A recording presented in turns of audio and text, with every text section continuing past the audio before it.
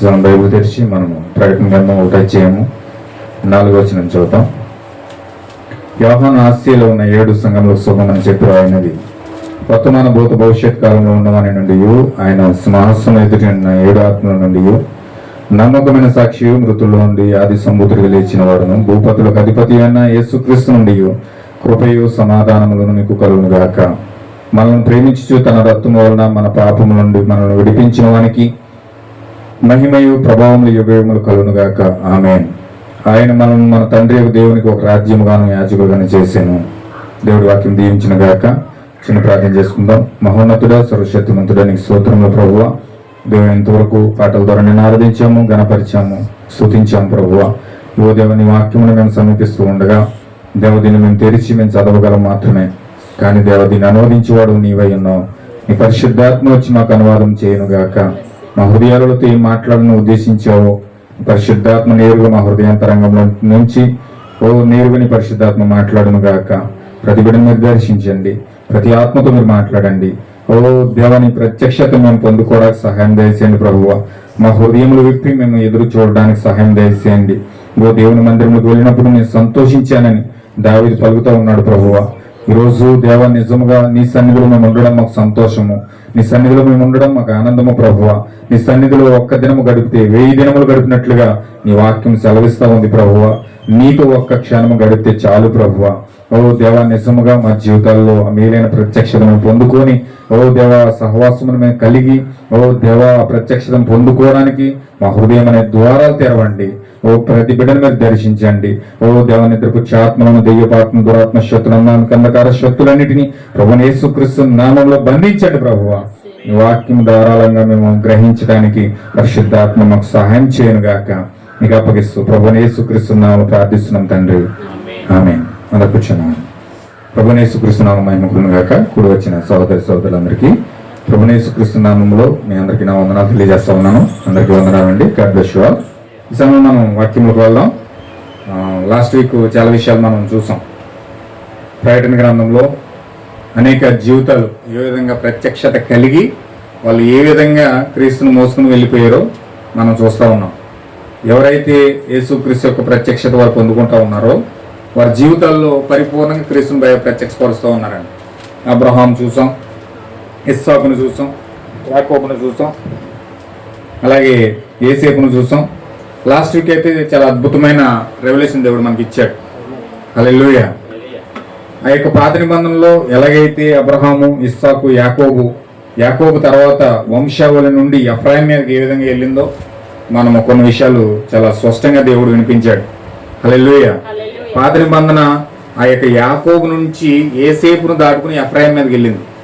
అలాగే కొత్త నిబంధనలో పెంతుకొస్తులో నుంచి దాటుకుని నేరుగా విలియం బ్రన్హామ్ అనే యొక్క వ్యక్తి ద్వారా దేవుడు ఆ యొక్క ఆశీర్వాదాన్ని వధువు మీద తీసుకొస్తా ఉన్నాడు.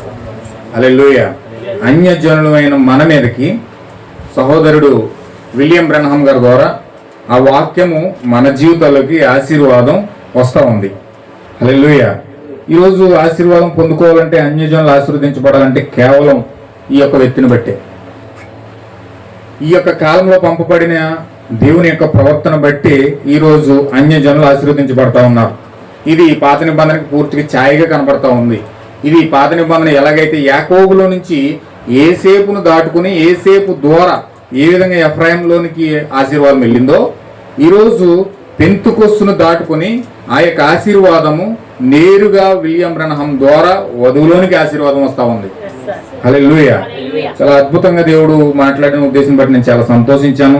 నిజంగా అన్యజనుల యొక్క రక్షణ, ఆ ప్రాసెస్ ఆది కాలం నుంచి దేవుడు ఎలా నడిపించాడో, ఇప్పుడు ఏ విధంగా మార్టిన్ లూథర్ ద్వారా, జాన్ వెస్లీ ద్వారా, ఆ యొక్క పెంతుకొస్తులో నుంచి ఆ విలియం బ్రన్హామ్ అనే యేసుక్రీస్తు యొక్క పరిచయం ద్వారా దేవుడు వధువును దీవిస్తూ ఉన్నాడు.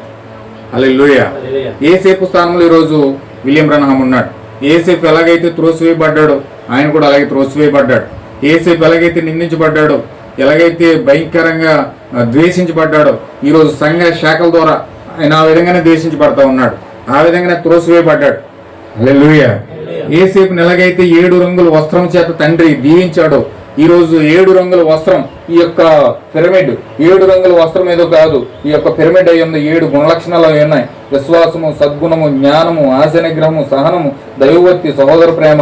ఈ యొక్క 7 రంగుల వస్త్రాన్ని దేవుడి యొక్క వ్యక్తి మీద కప్పాడు. హల్లెలూయా. యోసేపు మీద ఎలాగైతే 7 రంగుల రెయిన్బో కలర్ పుట్టించాడు యాకోబు, అలాగే ఈరోజు దేవుడు ఈ యొక్క 7 రంగుల వస్త్రాన్ని ఈ వ్యక్తి మీద కప్పాడు. హల్లెలూయా. అలాగే యోసేపు ఎలాగైతే కళల ద్వారా, దర్శనాల ద్వారా తన యొక్క భవిష్యత్తును తెలుసుకుంటా ఉన్నాడు, తన యొక్క జీవితం తెలుసుకుంటా ఉన్నాడు, తన యొక్క స్థానం తెలుసుకుంటా ఉన్నాడు. ఈరోజు దేవుడు ఆ విధంగానే ఈరోజు విలియం బ్రహ్మం గారికి ఆ విధంగా కళలు ఇచ్చాడు, ఆ విధంగా దర్శనాలు ఇచ్చాడు, తన స్థానాన్ని చూపించాడు, ఆ యొక్క పరిచర్య ఏంటో చూపించాడు. ఆయన బాప్టిజం ఇస్తూ ఉన్నప్పుడు ఆ యొక్క ఓహియో నదిలో బాప్టిజం ఇస్తూ ఉన్నాడండి. ఓహియో నదిలో బాప్టిజం ఇస్తూ ఉంటే సడన్గా అగ్నిస్తంభం ఆ యొక్క నదిలోకి వచ్చేసింది. ఆ యొక్క మా ఓహియోలో 17 మందికి బాప్టిజం ఇస్తూ ఉన్నాడు. 17 మందికి బాప్టిజం ఇస్తూ ఉంటే 17వ మెంబర్ ఎవరంటే మేడ బాప్టిజం తీసుకుంటా ఉంది. బాప్టిజం తీసుకుంటా ఉంటే సడన్గా అగ్నిస్తంభం వచ్చేసింది అక్కడికి. అగ్నిస్తంభం అక్కడికి వచ్చేసి సడన్గా వచ్చేటప్పటికి మొత్తం ఆ అగ్నిస్తంభం యొక్క ప్రభావం చూడలేక ఆ గొట్ల మీద ఉన్న వాళ్ళందరూ కూడా అటు ఇటు పారిపోయి దాక్కున్నారండి. ఆ పారిపోయి దాక్కుంటే అక్కడ ఏం జరిగిందో తెలుసండి. అక్కడ ఆ యొక్క ఎప్పుడైతే అగ్నిస్తంభం వచ్చిందో అందులో నుంచి ఉరుములు వచ్చినాయి, మెరుపులు వచ్చినాయి. ఉరుముల్లో నుంచి ఒక స్వరం వచ్చింది. ఆ స్వరం ఏంటంటే, నీవు నా యొక్క బాప్తిజం ఇచ్చి యోహాను ఎలాగైతే మొదటి రాకడ ముందు పంపించబడ్డాడో, నా రెండవ రాకడకు ముందు నిన్ను పంపించానని చెప్పేసి ఆ స్వరం వినపడింది. హల్లెలూయా. ఆ గొట్టు మీద ఉన్న వాళ్ళందరూ ఆ స్వరం వినలేదండి. వాళ్ళకి ఉరుములా వినపడ్డాయి. వాళ్ళందరూ కూడా ఏదో ఉరిమింది అనుకుంటున్నారు. కానీ మేడకి అర్థమైందండి. ఆ మేడ ఆ స్వరాన్ని గ్రహించింది. మేడకు ఆ స్వరం గ్రహించడానికి పరిశుద్ధాత్మ సహాయం చేసింది. ఆ యొక్క మేడ ఏం చెప్తుందంటే, ఆ మేడ ఆ యొక్క బాప్తిజం పొంది గొట్టు మీదకి వచ్చి దేవుడు మాట్లాడుతూ ఉన్నాడు. స్వరం వినపడతా ఉంది. ఏ స్వరం అంటే అది ఈ యొక్క మొదటి రాకడకు ముందు బాప్తిజం ఇచ్చి యోహాను ఎలాగైతే పంపించబడ్డాడో అలాగే రెండో రాకడకు ముందు నిన్ను పంపిస్తున్నాను ఏలియాగా అని చెప్పి ఆ యొక్క స్వరము వినపడడం నేరుగా ఆ యొక్క సహోదరి మేడ అన్నది. హల్లెలూయా. అయితే ఈ కాలంలో అద్భుతమైన వర్తమానాన్ని దేవుడు ఈ కాలంలో రాకడ జరగబోతా ఉంది. రెండవ రాకడ జరగబోతా ఉంది. ప్రపంచానికి వాస్తవంగా ప్రపంచానికి బైబిల్లో 2 రాకలు మాత్రమే తెలుసండి. ప్రపంచానికి వాస్తవంగా 2 రాకలు మాత్రమే తెలుసు. 2 రాకల్లో ఉన్నాయనుకుంటారు వాళ్ళు. మొదటి రాకడ, రెండవ రాకడ. ఈ రెండు రాకళ్ళ కోసమే డినామినేషన్ సంఘాలు మాట్లాడుతూ ఉంటాయి. దానికోసమే ఎక్కువగా వివరాలు వివరిస్తూ ఉంటాయి. ఇప్పుడు ప్రపంచమంతయు కూడా ఆ యొక్క రెండవ రాకడ కోసమే ఎదురు చూస్తూ ఉంది. ప్రపంచమంతయు కూడా 2 రాకడల మీదే దృష్టి పెట్టాయి. మొదటి రాకడ యెరూషలేములో అయిపోయింది, ప్రభువైన యేసుక్రీస్తు యొక్క రాకడ. ఇప్పుడు రెండో రాకడ వస్తుంది అని ఎదురు చూస్తున్నారు. రెండో రాకడ జరుగుతుంది అని ఎదురు చూస్తున్నారు. ప్రపంచంలో ఉన్న క్రైస్తవులందరూ కూడా ఇప్పుడు జరిగేది దానికోసమే, రెండో రాకడ కోసమే ఎదురు చూస్తున్నారు. రెండో రాకడ జరుగుతుందని ఎదురు చూస్తున్నారు. అయితే చాలామందికి తెలియని విషయం ఏంటంటే, ఇప్పుడు ఆయన రెండో రాకడ, ఫస్ట్ రాకడ జరిగింది. రెండో రాకడ ఎలాగొస్తుందంటే కడబోర మోగుతుంది. కడబోర మోగిన తర్వాత యేసుక్రీస్తు భూమిపైకి వస్తాడు అని చెప్తున్నారు. ఆ విధంగా దేవుడు వస్తాడని ఎదురు చూస్తున్నారు. ఇంకెలా వస్తాడంటే, ఆయన వచ్చినప్పుడు ప్రకటన గ్రంథంలో ఏం చెప్పారంటే, కింద చూడండి 1:7 ఇదిగో ఆయన మేఘరుడే వచ్చుచున్నాడు, ప్రతి నేత్రము ఆయన చూచును, ఆయన పొడిచిన వారిని చూచెదరు, భూజనులందరూ ఆయనను చూసి రొమ్ము కొట్టుకుందరు. అవును ఆమె. అంటే ఇక్కడ ఈ లేఖనం దేనికోసం వివరిస్తుందంటే, ఇది బైబిల్లో ఉన్న రెండవ రాకడ కోసం చెప్తా ఉన్నాడు. ఈ రెండవ రాకడ ఇప్పుడు జరుగుతూ ఉన్నప్పుడు ఆయన మేఘారుడై వస్తూ ఉన్నాడు. ప్రతి నేత్రము కూడా ఆయన చూస్తుంది, ఆయన పొడిచిన వారు కూడా చూస్తారు, భూజనులందరూ కూడా ఆయన చూసి రొమ్ము కొట్టుకుంటారని చెప్తుంది. అంటే దేవుడు భూమిపైకి రావడం ప్రపంచం మొత్తం చూస్తుంది. దేవుడు భూమిపైకి రావడం ప్రపంచం మొత్తం చూస్తుంది. భూజనులందరూ కూడా, ఒకరు ఇద్దరని చెప్పట్లేదండి బైబిల్ ఇక్కడ, భూజనులందరూ కూడా ఆయన చూసి రొమ్ము కొట్టుకుంటారు అని చెప్పి బైబిల్లో రాయబడింది. ఆయన పొడిచిన వాళ్ళు కూడా చూస్తారు. ఆయన పొడిచిన వాళ్ళు ఎవరు? ఇజ్రాయేలీలు. ఇజ్రాయేలీలకి చూస్తారు. ప్రపంచమంతా యొక్క రాకడను వాచ్ చేస్తుంది.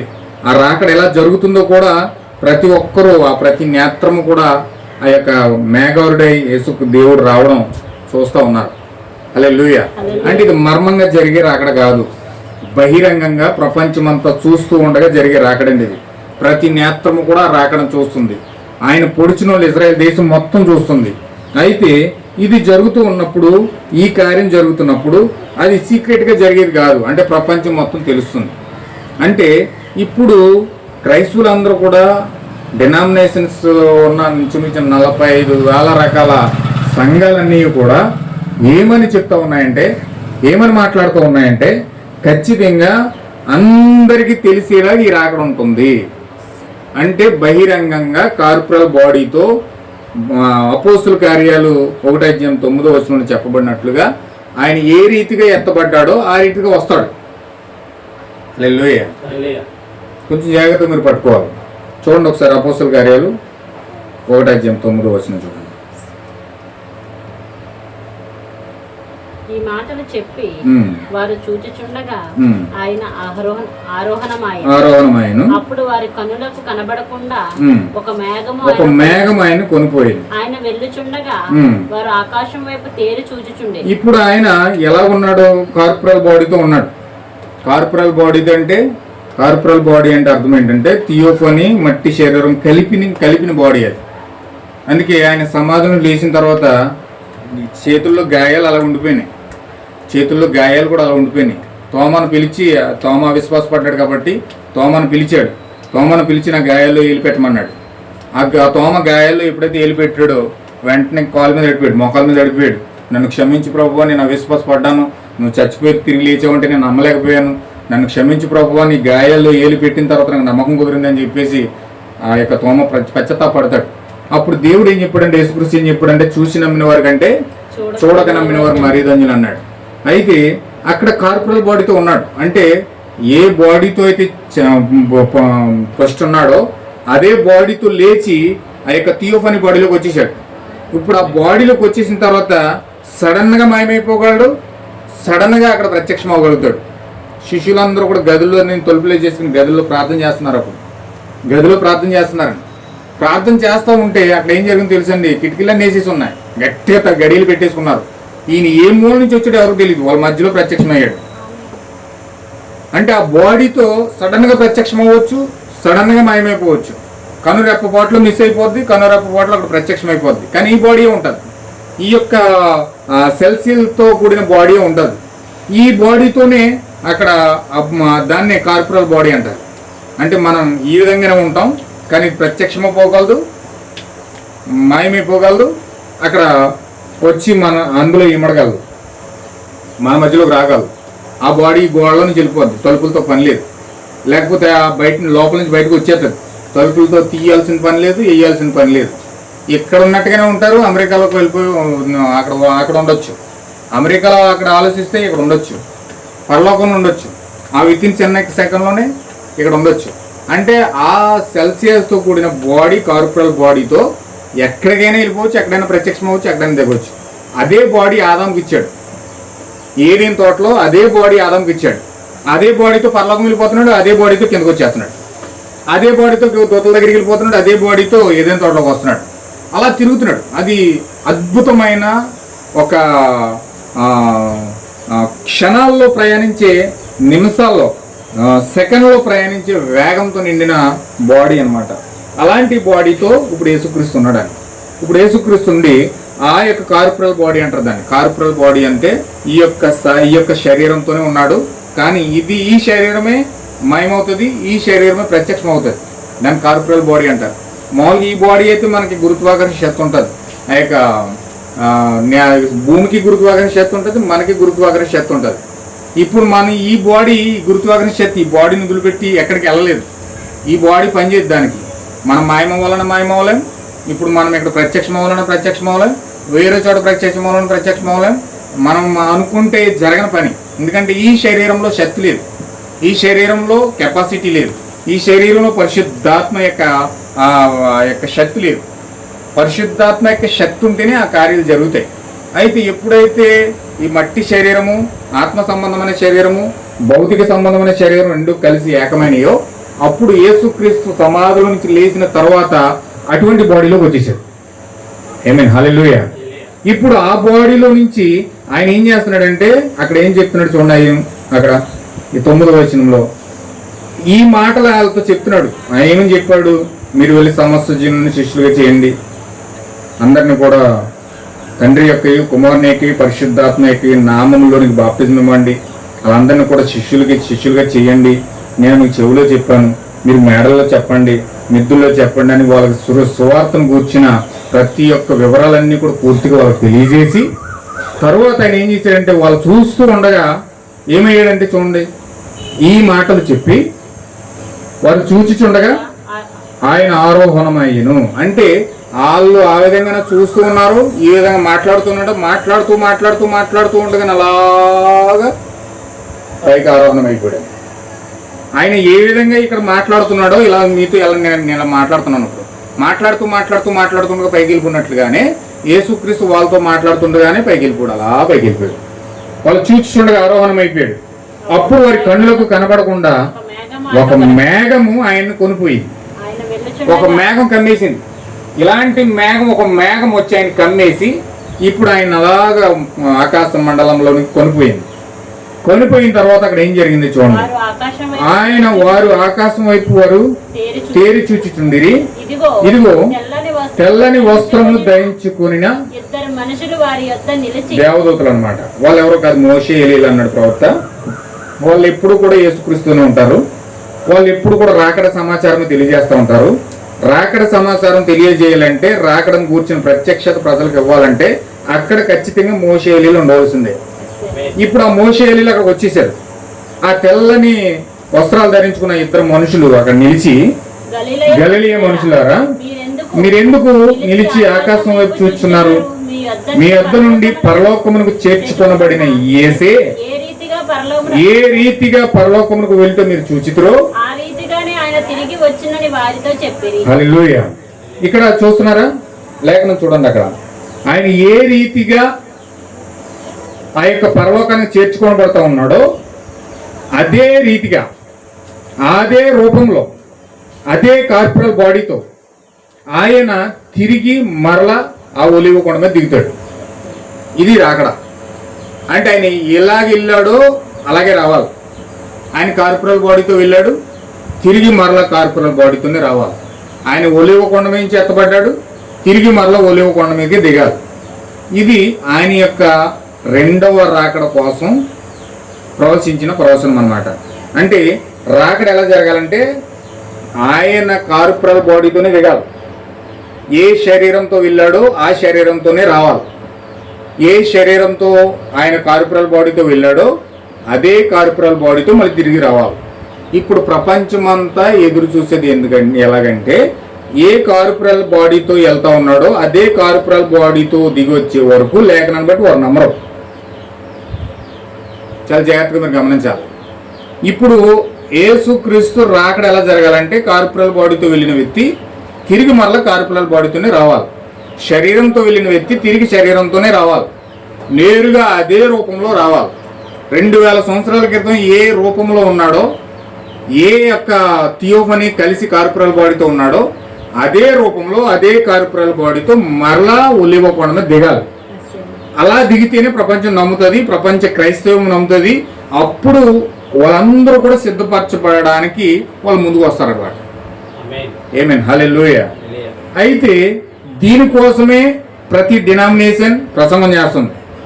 మిగతా వాళ్ళు ఎవరో ఏది చెప్పినా అది అబద్ధ బోధ, అది అబద్ధ క్రైస్తవు, లేకపోతే రకరకాల కారణాలు చూపి దాన్ని అబద్ధంగా చూపెడతారు. ఎందుకంటే లేఖనం ప్రత్యక్షం చెప్తున్నా ఏ రకంగా వెళ్ళాలో ఆ రకంగా రావాలని, ఏ విధంగా వెళ్ళాడో ఆ విధంగా రావాలని చెప్పి లేఖనాలు ప్రత్యక్షంగా కనపడుతున్నాయి. కాబట్టి ఈ ప్రత్యక్షంగా కనపడుతున్న లేఖనాలు చూపించి వీళ్ళు ఏం చేస్తారంటే ఈ యొక్క రాకడని ఇలా జరుగుతుంది, మిగతా వచ్చేదంతా కూడా అబద్ధమే, మీరు నమ్మొద్దు, మోసపోవద్దని జనాలకు నేర్పించడం వాడిని బట్టి వాళ్ళు ఏం చేస్తారంటే ఆ నేర్పిన ఆ యొక్క పాఠాన్ని బట్టి వీళ్ళు అలాగే ఎదురు చూస్తారు.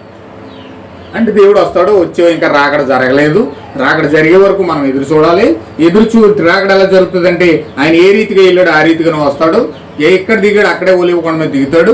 ప్రపంచమంతా చూస్తుంది, ప్రపంచమంతా కూడా ఆయన పొడిచిన కూడా చూస్తారు, ప్రతి ఒక్కరు కూడా రొమ్ము కొట్టుకుని ఏడుస్తారు. రాకడంటే అది అని ఈరోజు ప్రసంగిస్తున్న ప్రసంగాలు బట్టి వాళ్ళందరూ కూడా ఎదురు చూస్తూ ఉన్నారు. హల్లెలూయా. అందుకే చాలామంది రాకడ కోసం అలా జరుగుతుంది కాబట్టి వాళ్ళందరూ కూడా అలా ఎదురు చూస్తూ ఉన్నారు. కాబట్టి అయితే ఇక్కడ జరిగేది ఏంటంటే ఆ రాకడ అలా జరుగుతుంది కాబట్టి ఇప్పుడు దానికి తగిన సూచనలు చెప్తా ఉన్నారు. ఏమేన్ హల్లెలూయా. ఆ రాకడకు సంబంధించిన సూచనలు వీళ్ళు చెప్తూ ఉన్నారు. రాకడకు సంబంధించిన సూచనలు ఏంటి? ఎర్రని పెయ్య ఒకటి రెడీ చెయ్యాలి. ఎర్రని పెయ్య ఒకటి రెడీ అవుతుంది.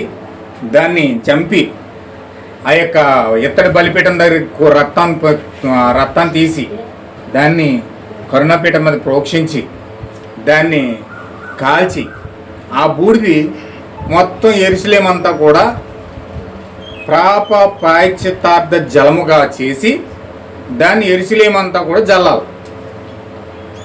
ధర్మశాస్త్రం ఏం చెప్తుందంటే, లేవీకాండం ఏం చెప్తుందంటే, ఆయన రాకడకు ముందు, ఆయన వచ్చే ముందు ఏం జరుగుతుందంటే ఎర్రని పేయిని వధించి ఆ వధించబడిన ఎర్రని పేయిను ఆ రక్తాన్ని కరుణాపీఠం మీద ప్రోక్షించి తర్వాత దాన్ని కాల్చి బూడిద చేసి ఆ బూడిదని పాప ప్రాయశ్చిత్తార్థ జలముగా చేసి మొత్తం అంతా కూడా యెరూషలేమంతయు కూడా ఆ పాప ప్రాయశ్చిత్తార్థ జలమంతయు కూడా చల్లాలి.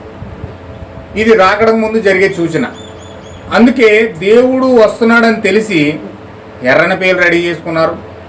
3వ మందిరం కట్టబడుతుందని చెప్పి దేవుని యొక్క రాకడకు సూచన 3వ మందిరం కట్టబడడమే అని చెప్పి 3వ మందిరం కట్టడానికి సిద్ధమవుతుంది ఇజ్రాయెల్ దేశం.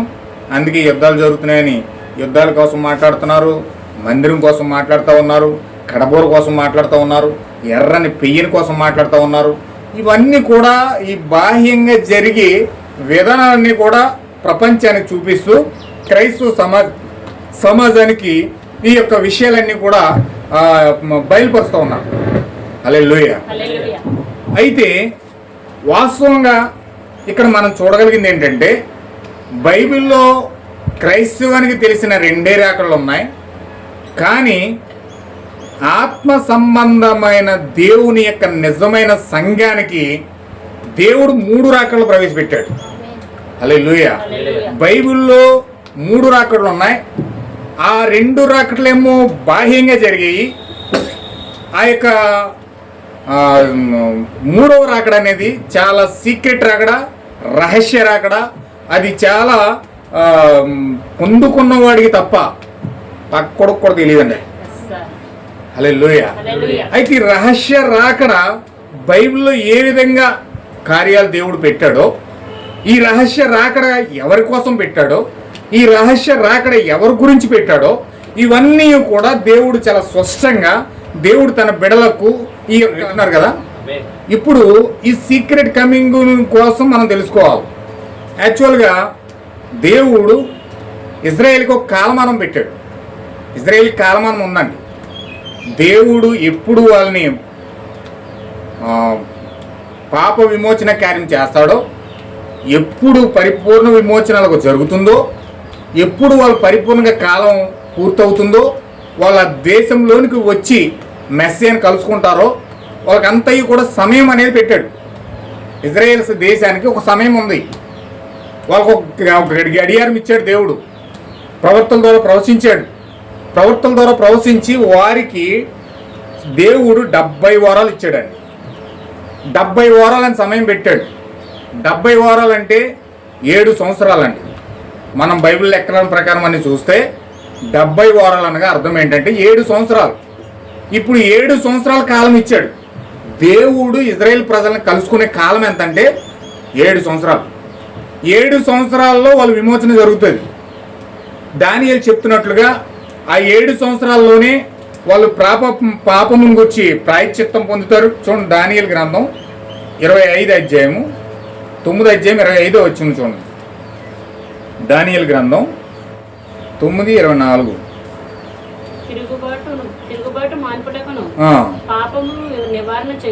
చూడండి, తిరుగుబాటును మానుటకును పాపమును నివారణ చేయుటకును దోషము నిమిత్తము ప్రాయశ్చిత్తము చేయుటకును యుగాంతము వరకుండునట్టి నీతిని బయలుపరచుటకును దర్శనమును ప్రవచనమును ముద్రించుటకును అతి పరిశుద్ధ స్థలమును అభిషేకించుటకును నీ జనమునకును పరిశుద్ధ పట్టణము 70 వారములు విధించబడెను. అంటే ఈ 6 కారణాలు, ఈ 6 కారణాలు 6 విధాలుగా 6 దశలుగా దేవుడు ఈ కార్యాన్ని ఇజ్రాయేల్ ప్రజలకు నియమించాడు. మొదటి దశ తిరుగుబాటు మాన్పుటకు, అంటే దేవుడి మీద ఎదురుదాడి, వాళ్ళు ఎదురు తిరిగి వాక్యమునకు ఎదురు తిరిగి వారు సొంత కార్యాలు ఏ విధంగా చేసుకుంటూ పోయారో ఇప్పుడు వాళ్ళు ఆ ఎదురుదాడి మానేసి ఈయనే దేవుడని గుర్తించి, ఈయనే మెస్సయ్య అని గుర్తించి, ఆయనే ప్రభువుని యెహోవాని గుర్తించి వాళ్ళు ఎప్పుడైతే ఆయన వైపు పరిపూర్ణంగా తిరుగుతారో ఆ యొక్క తిరుగుబాటు మాన్పుటకు చేయవలసిన దశ దేవుడు వాళ్ళకి నిర్ణయించాడు. అలాగే పాపమును నివారణ చేయడానికి, అలాగే దోషము నిమిత్తం ప్రాయశ్చిత్తం చేయడానికి, యుగాంతం వరకు ఉన్నటువంటి నీతిని, అంటే ఆది నుంచి కూడా దేవుడు నీతిని దాచిపెట్టాడు. దేవుడు ఆయన యొక్క నీతిని దాచిపెట్టాడు. ఆ నీతి అనే వస్త్రాన్ని దాచిపెట్టాడు దేవుడు. ఇప్పుడు ఆ వస్త్రమును దాచిపెట్టాడు కాబట్టి ఇప్పుడు ఆ వస్త్రాన్ని ఆది నుంచి దాచిపెట్టి చివరి కాలంలో ఆ నీతి అనే వస్త్రాన్ని ఏ విధంగా దేవుని పిల్లలకు బయలుపరిచి ఇవ్వబోతా ఉన్నాడో ఇప్పుడు దానికి ఒక దశ ఉంది, ఒక టైం ఉంది. దేవుడు ఆ సమయంలోనే ఆ వస్త్రాన్ని బయట పెట్టాలి, ఆ నీతిని బయట పెట్టాలి. అలాగే యుగాంతమందున ఆది నుంచి దాచిపెట్టిన ఆ యొక్క మర్మాన్ని, ఆ నీతి వస్త్రాన్ని ఏ విధంగా బయలుపరచబడుతుందో దర్శనాన్ని ప్రవచనాన్ని ముద్రించడానికి దేవుని యొక్క దర్శనం, దేవుని యొక్క ప్రవచనాలు అవన్నీ కూడా ఏ సమయంలో నెరవేర్చబడాలో ఆ సమయంలో నెరవేర్చుకుంటూ, చూడండి, నోహు కాలంలో చేసిన వాగ్దానం నోహు కాలంలోనే నెరవేర్చాడు. అబ్రహాం కాలంలో చేసిన వాగ్దానాన్ని అబ్రహాం కాలంలోనే నెరవేర్చాడు. మోషే కాలంలో చేసిన వాగ్దానాన్ని మోషే కాలంలో నెరవేర్చాడు. అలాగే యెషయా కాలంలో చేసిన వాగ్దానాన్ని యెషయా కాలంలో నెరవేర్చాడు. అలాగే ప్రతి కాలంలో కూడా ఆయా కాలాలలో ఏ వాగ్దానం అయితే తన పిల్లలకు చేస్తా ఉన్నాడో ఆ ప్రవచనాన్ని ముద్రిస్తూ ఆ వాగ్దానాన్ని నెరవేర్చుకుంటూ దేవుడు తన దశల గుండా వస్తూ ఉన్నాడు. ఆమేన్, హల్లెలూయా. అయితే ఇక్కడ చూడండి, అతి పరిశుద్ధ స్థలం అభిషేకించడానికి, అతి పరిశుద్ధ స్థలం అదంటే 2 ఉన్నాయి. అతి పరిశుద్ధ స్థలాలు 2 ఉన్నాయి. ఒకటి బాహ్యంగా ఉంది, ఒకటి అంతరంగంగా ఉంది. అతి పరిశుద్ధ స్థలం అంటే ఇజ్రాయేల్ మందిరం కట్టి వాళ్ళు 3 భాగాలుగా మందిరాన్ని కడతారు. ఆవరణము, పరిశుద్ధ స్థలము, అతి పరిశుద్ధ స్థలం. అక్కడ మందసం ఉంటుంది, అక్కడ కరుణాపీఠం ఉంటుంది. ఆ కరుణాపీఠంలో ఆ 2 శరాపుల మధ్యలో దేవుడు అక్కడ ప్రత్యక్షం అవుతా ఉన్నాడు. ఆమేన్, హల్లెలూయా. అదే అతి పరిశుద్ధ స్థలము అన్యజనుల్లో మనిషి యొక్క అంతరంగమై ఉన్నది, మనిషి యొక్క ప్రాణమై ఉన్నది. ఇప్పుడు ప్రాణమే అతి పరిశుద్ధ స్థలమై ఉన్నది. ఇప్పుడు దేవుడు యెరూషలేము మందిరంలో అతి పరిశుద్ధ స్థలం ఎలాగైతే అభిషేకిస్తాడో అన్యజనుల్లో కూడా దేవుని యొక్క వధువు యొక్క అంతరంగమును కూడా అభిషేకించాలి. ఆమేన్, హల్లెలూయా. ఇప్పుడు అతి పరిశుద్ధ స్థలాన్ని అభిషేకించాలి. అదొక కారణం. దేవుడు ఆ కారణానికి ఒక దశ పెట్టాడు. దేవుడు ఆ సమయంలో దాన్ని నెరవేర్చడానికి ఒక సమయాన్ని దాన్ని నిర్ణయించాడు. ఆ సమయంలోనే ఆ కార్యాన్ని నెరవేర్చడానికి దేవుడు సిద్ధపరుస్తూ ఉన్నాడు. ఈ జనానికి, ఈ పరిశుద్ధ పట్టణానికి దేవుడు ఈ కార్యాలన్నీ 6 కారణాలు 6 దశలు కూడా నెరవేర్చడానికి దేవుడు ఎంతకాలం పెట్టాడంటే 70 వారాలు పెట్టాడు. హల్లెలూయా. 70 వారాలు. 70 వారములు అంటే 7 సంవత్సరాలు. ఈ ఆల్రెడీ మనం ముందు ఒకసారి మెసేజ్ విన్నాం, అది లెక్కలన్నీ చూపించాను మీకు. ఈ 70 వారాలు ఎలా వస్తున్నాయంటే 7 సంవత్సరాలు వస్తున్నాయి. 7 సంవత్సరాల కాలమే 70 వారాలు.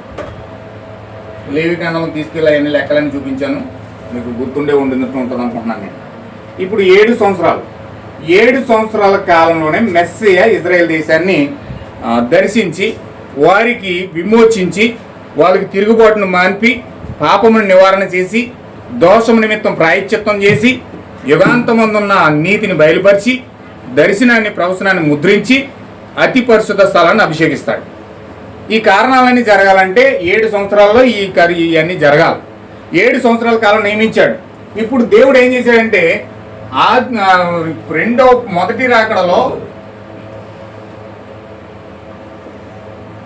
మొదటి రాకడలో వచ్చి ఏం చేశాడంటే 7 సంవత్సరాల కాలంలో దేవుడు ఇందులో 3.5 సంవత్సరాల కాలం వాడేశాడు.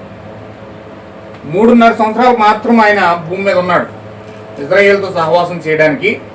ఆయన ఎన్ని కారణాలు అక్కడ నెరవేర్చాడంటే అక్కడ తిరుగుబాటును మానపడానికి, పాపము యొక్క నివారణ చేయడానికి, దోషము నిమిత్తం ప్రాయశ్చిత్తం చేయడానికి, యుగాంతమందున్న నీతిని బయలుపరచడానికి దేవుడు అక్కడ 3.5 సంవత్సరాలు వాడుకున్నాడు. 3.5 సంవత్సరాలు అక్కడ వాడాడు.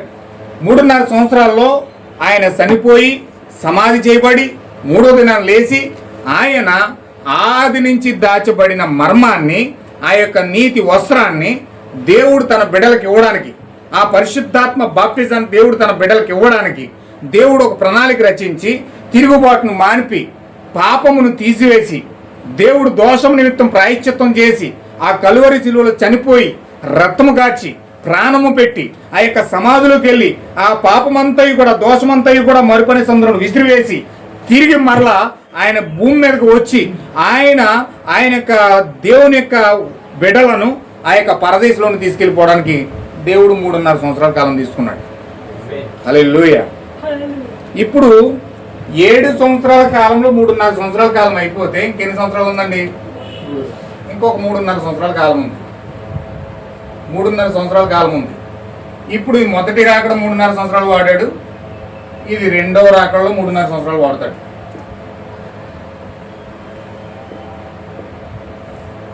అంటే 7 సంవత్సరాలు ఎలా విభాగించాడంటే మొదటి రాకడ 3.5 సంవత్సరాలు, రెండవ రాకడ 3.5 సంవత్సరాలు. 7 సంవత్సరాలు ఇజ్రాయెల్కి నియమించిన కాలం సరిపోయింది. ఇజ్రాయెల్కి 7 సంవత్సరాలు నియమించాడు. 7 సంవత్సరాల కాలం చెయ్యాలి వాళ్ళకి. 7 సంవత్సరాల్లో అంటే వాళ్ళు యేసుక్రీస్తు భూమి మీద ఉన్నప్పుడే కాలం అనేది, టైం అనేది ఉంటుంది. మిగతా కాలం అనేది కాలం లేదు, టైం అనేది లేదు. కొన్ని బిలియన్ల కోట్ల సంవత్సరాలు జరిగిపోయి ఉంటాయి. కానీ 7 సంవత్సరాలు అంటే కేవలం దేవుడు వారితో ఉండిన సమయం మాత్రమే. హల్లెలూయా. అయితే ఇక్కడ మొదటి రాకడేమో 3.5 సంవత్సరాలు, రెండవ రాకడ 3.5 సంవత్సరాలు. ఈ రెండవ రాకడకి 3.5 సంవత్సరాలు, మొదటి రాకడ 3.5 సంవత్సరాలకు 7 సంవత్సరాలు సరిపోయింది. ఇప్పుడు 70 వారాలు చనిపోయింది. ఈ 70 వారాలకి ఈ 3.5కి మధ్యలో దేవుడు అన్యజనులు పెట్టాడు. హల్లెలూయా. అంటే ఈ 3.5 సంవత్సరాలకి మధ్యలో దేవుడు అన్యజనులు విమోచించడానికి కాలం నిర్ణయించాడు. ఏమన్నా అర్థమవుతుందా? అంటే ప్రజలకి ఈ రాకడ కనపడుతుంది, ఈ రాకడ కనపడుతుంది, ఈ 3.5 సంవత్సరాలు కనపడుతున్నాయి, ఈ 3.5 సంవత్సరాలు కనపడుతున్నాయి. కానీ వీరి మధ్యలో విమోచించబడుతున్న అన్యజనులు కనపడట్ల. దేవుడు ఏం చేశాడంటే, పర్పస్ ఏం చేశాడంటే, మొదటి రాకడ యూదులకు పెట్టాడు 3.5 సంవత్సరాలు, రెండవ రాకడ యూదులకు పెట్టాడు 3.5 సంవత్సరాలు. ఈ అన్యజనులకు టైం పెట్టకుండా వీళ్ళకు విమోచించడానికి దేవుడు కొంత సమయాన్ని ఇచ్చాడు. వీళ్ళకి అన్యజనులకు కొంత సమయాన్ని ఇచ్చాడు. ఇప్పుడు అన్యజనులకి దేవుడు ఏం చేశాడంటే 3వ రాకడ ప్రత్యక్షతగా వీళ్ళకి నిర్ణయించాడు. హల్లెలూయా. ఇప్పుడు ఈ 3వ రాకడ ఎవరికంటే కేవలం అన్యజనులకు మాత్రమే. ఈ రాకడ చాలా మర్మయుక్తంగా ఉంది, ఇది చాలా గోప్యంగా ఉంది, ఇది చాలా రహస్యంగా ఉంది, ఇది చాలా సీక్రెట్గా ఉంది. కేవలం ప్రపంచానికి బైబిల్లో రాయబడిన ఇజ్రాయేల్ యొక్క రాకడ 3.5 సంవత్సరాలు మొదటి రాకడ, 3.5 సంవత్సరాలు రెండవ రాకడ, ఇది మాత్రమే కనపడుతుంది. దీనికోసమే ప్రసంగాలు చేస్తున్నారు, దీనికోసమే మాట్లాడుతున్నారు, దీనికోసమే ఎదురు చూస్తున్నారు క్రైస్తవులందరూ కూడా.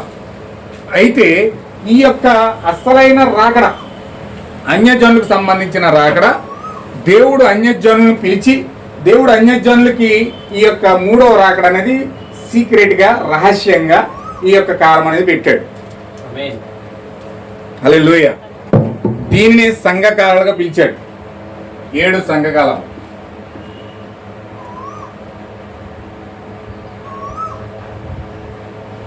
ఏడు సంఘకాలాలు నడిపించిన 2000 సంవత్సరాలలో దేవుడు ఈ యొక్క అన్యజనులను దర్శించిపోతా ఉన్నాడు అనమాట. ఏమన్నా వింటున్నారా? ఇప్పుడు ఈ అన్యజనులను దర్శించడానికి దేవుడు కాలం పెట్టలేదు. ఇప్పుడు వీళ్ళ కాలం వీళ్ళు సంపూర్ణమయ్యి విమోచించబడి విడుదల పొంది పూర్తిగా విడుదల పొందే వరకు కూడా దేవుడు అన్యజనుల కాలాన్ని, దేవుడు అన్యజనులు ఏం చేస్తున్నాడు, ఆ ఇజ్రాయెల్ దేశాన్ని ఏం చేస్తున్నాడని తొక్కబడుతున్నాడు. అందుకే మత్తయి సువార్తలో ఉంటుంది, అన్యజనుల కాలం సంపూర్ణమయ్యే వరకు ఇజ్రాయెల్ దేశం అన్యజనుల చేత తొక్కబడుతుంది అన్నాడు. అంటే వీళ్ళు విమోచించబడే వరకు కూడా ఈ కాలం స్టార్ట్ అవుతుంది. 3.5 సంవత్సరాల కాలం స్టార్ట్ అవ్వాలంటే ఈ అన్యజనుల కాలం సంపూర్ణం అవ్వాలి. ఇప్పుడు ఇది అన్యజనులకు ఇవ్వబడిన రాకడే 3వ రాకడ, సీక్రెట్ రాకడ, రహస్య రాకడ. ఇప్పుడు అన్యజనులందరూ ఈ రాకడను కలుసుకోవాలి. కానీ గొప్ప విచిత్రం ఏంటంటే ఈ అన్యజనులందరూ ఈ రాకడ కోసం ఎదురు చూస్తున్నారు. పాస్టర్లు దేనికోసం చెప్తున్నారంటే, పాస్టర్లు దేనికోసం ప్రసంగం చేస్తున్నారంటే యూదులకు జరిగే రాకడ కోసం చెప్తున్నారు. యూదులకు జరిగే 3.5 సంవత్సరాల కాలంలో జరిగే రాకడ కోసం చెప్తూ ఉంటే వీళ్ళందరూ ఇక్కడ జరిగే రాకడ కోసం ఎదురు చూడడం మానేసి, ఇక్కడ జరుగుతున్న రాకడను చూడడం మానేసి, ఇక్కడ జరుగుతున్న రాకడను కలుసుకోవడం మానేసి ఈ అన్యజనులందరూ ఇక్కడ జరిగే 3.5 సంవత్సరాల కాలంలో జరిగే రాకడ కోసం ఎదురు చూస్తున్నారు. అంటే దెయ్యము ఎంత భయంకరంగా మభ్యపెట్టి మోసం చేస్తుందంటే ఈ రాకడ కోల్పోతే వీళ్ళకి అవకాశం లేదు. ఇంకా వధువు విడిపించబడదు, వధువు రక్షించబడదు, వధువుకి ఇంకా విమోచన కాలం దాటిపోయింది, దేవుడు దాటిపోయాడు వాళ్ళని, ఇంకా వాళ్ళు రక్షణ పొందే అవకాశం లేదు. వెళ్తే డైరెక్ట్గా పాతాళంలో పడిపోవడమే. అండ్ నా రాజ్యంలోకి వచ్చేస్తారు వీళ్ళందరూ, నా దేశంలోకి వచ్చేస్తారు వీళ్ళందరూ, నా యొక్క రాజ్యం కింద ఉంటారు వీళ్ళందరూ కూడా అని చెప్పి సాతాను ప్లాన్ వేసి అన్యజనులు విమోచించబడడానికి అవకాశం లేకుండా వీళ్ళందరూ కూడా ఇటువైపు చూసేటట్టుగా సాతాను చేస్తున్నాడు అనమాట. చూడండి, సాతాను బుద్ధి ఎప్పుడైనా అంతే అండి, తనంత సరి చేసుకోదు, పక్కడి వైపు చూస్తుంది. ఎప్పుడు కూడా అంతే అండి. కప్ప ఎప్పుడు అంతే, కప్ప ఆత్మ ఎలాంటిదంటే అది ఎంతసేపు ముందు ప్రయాణం చూసి తాను సరిగ్గా వెళ్తున్నానా నిదానంగా వెళ్తున్నానా చూసుకోదండి. కప్ప ఎప్పుడు కూడా వెనక్కేసి వస్తుంది, వెనక్కి వస్తుందో లేదా పక్కకు వస్తుందో లేదా అటు ఇటు చూసి దాని దారి చూసుకోకుండా ఏ బండి కింద పడిపోతుంది.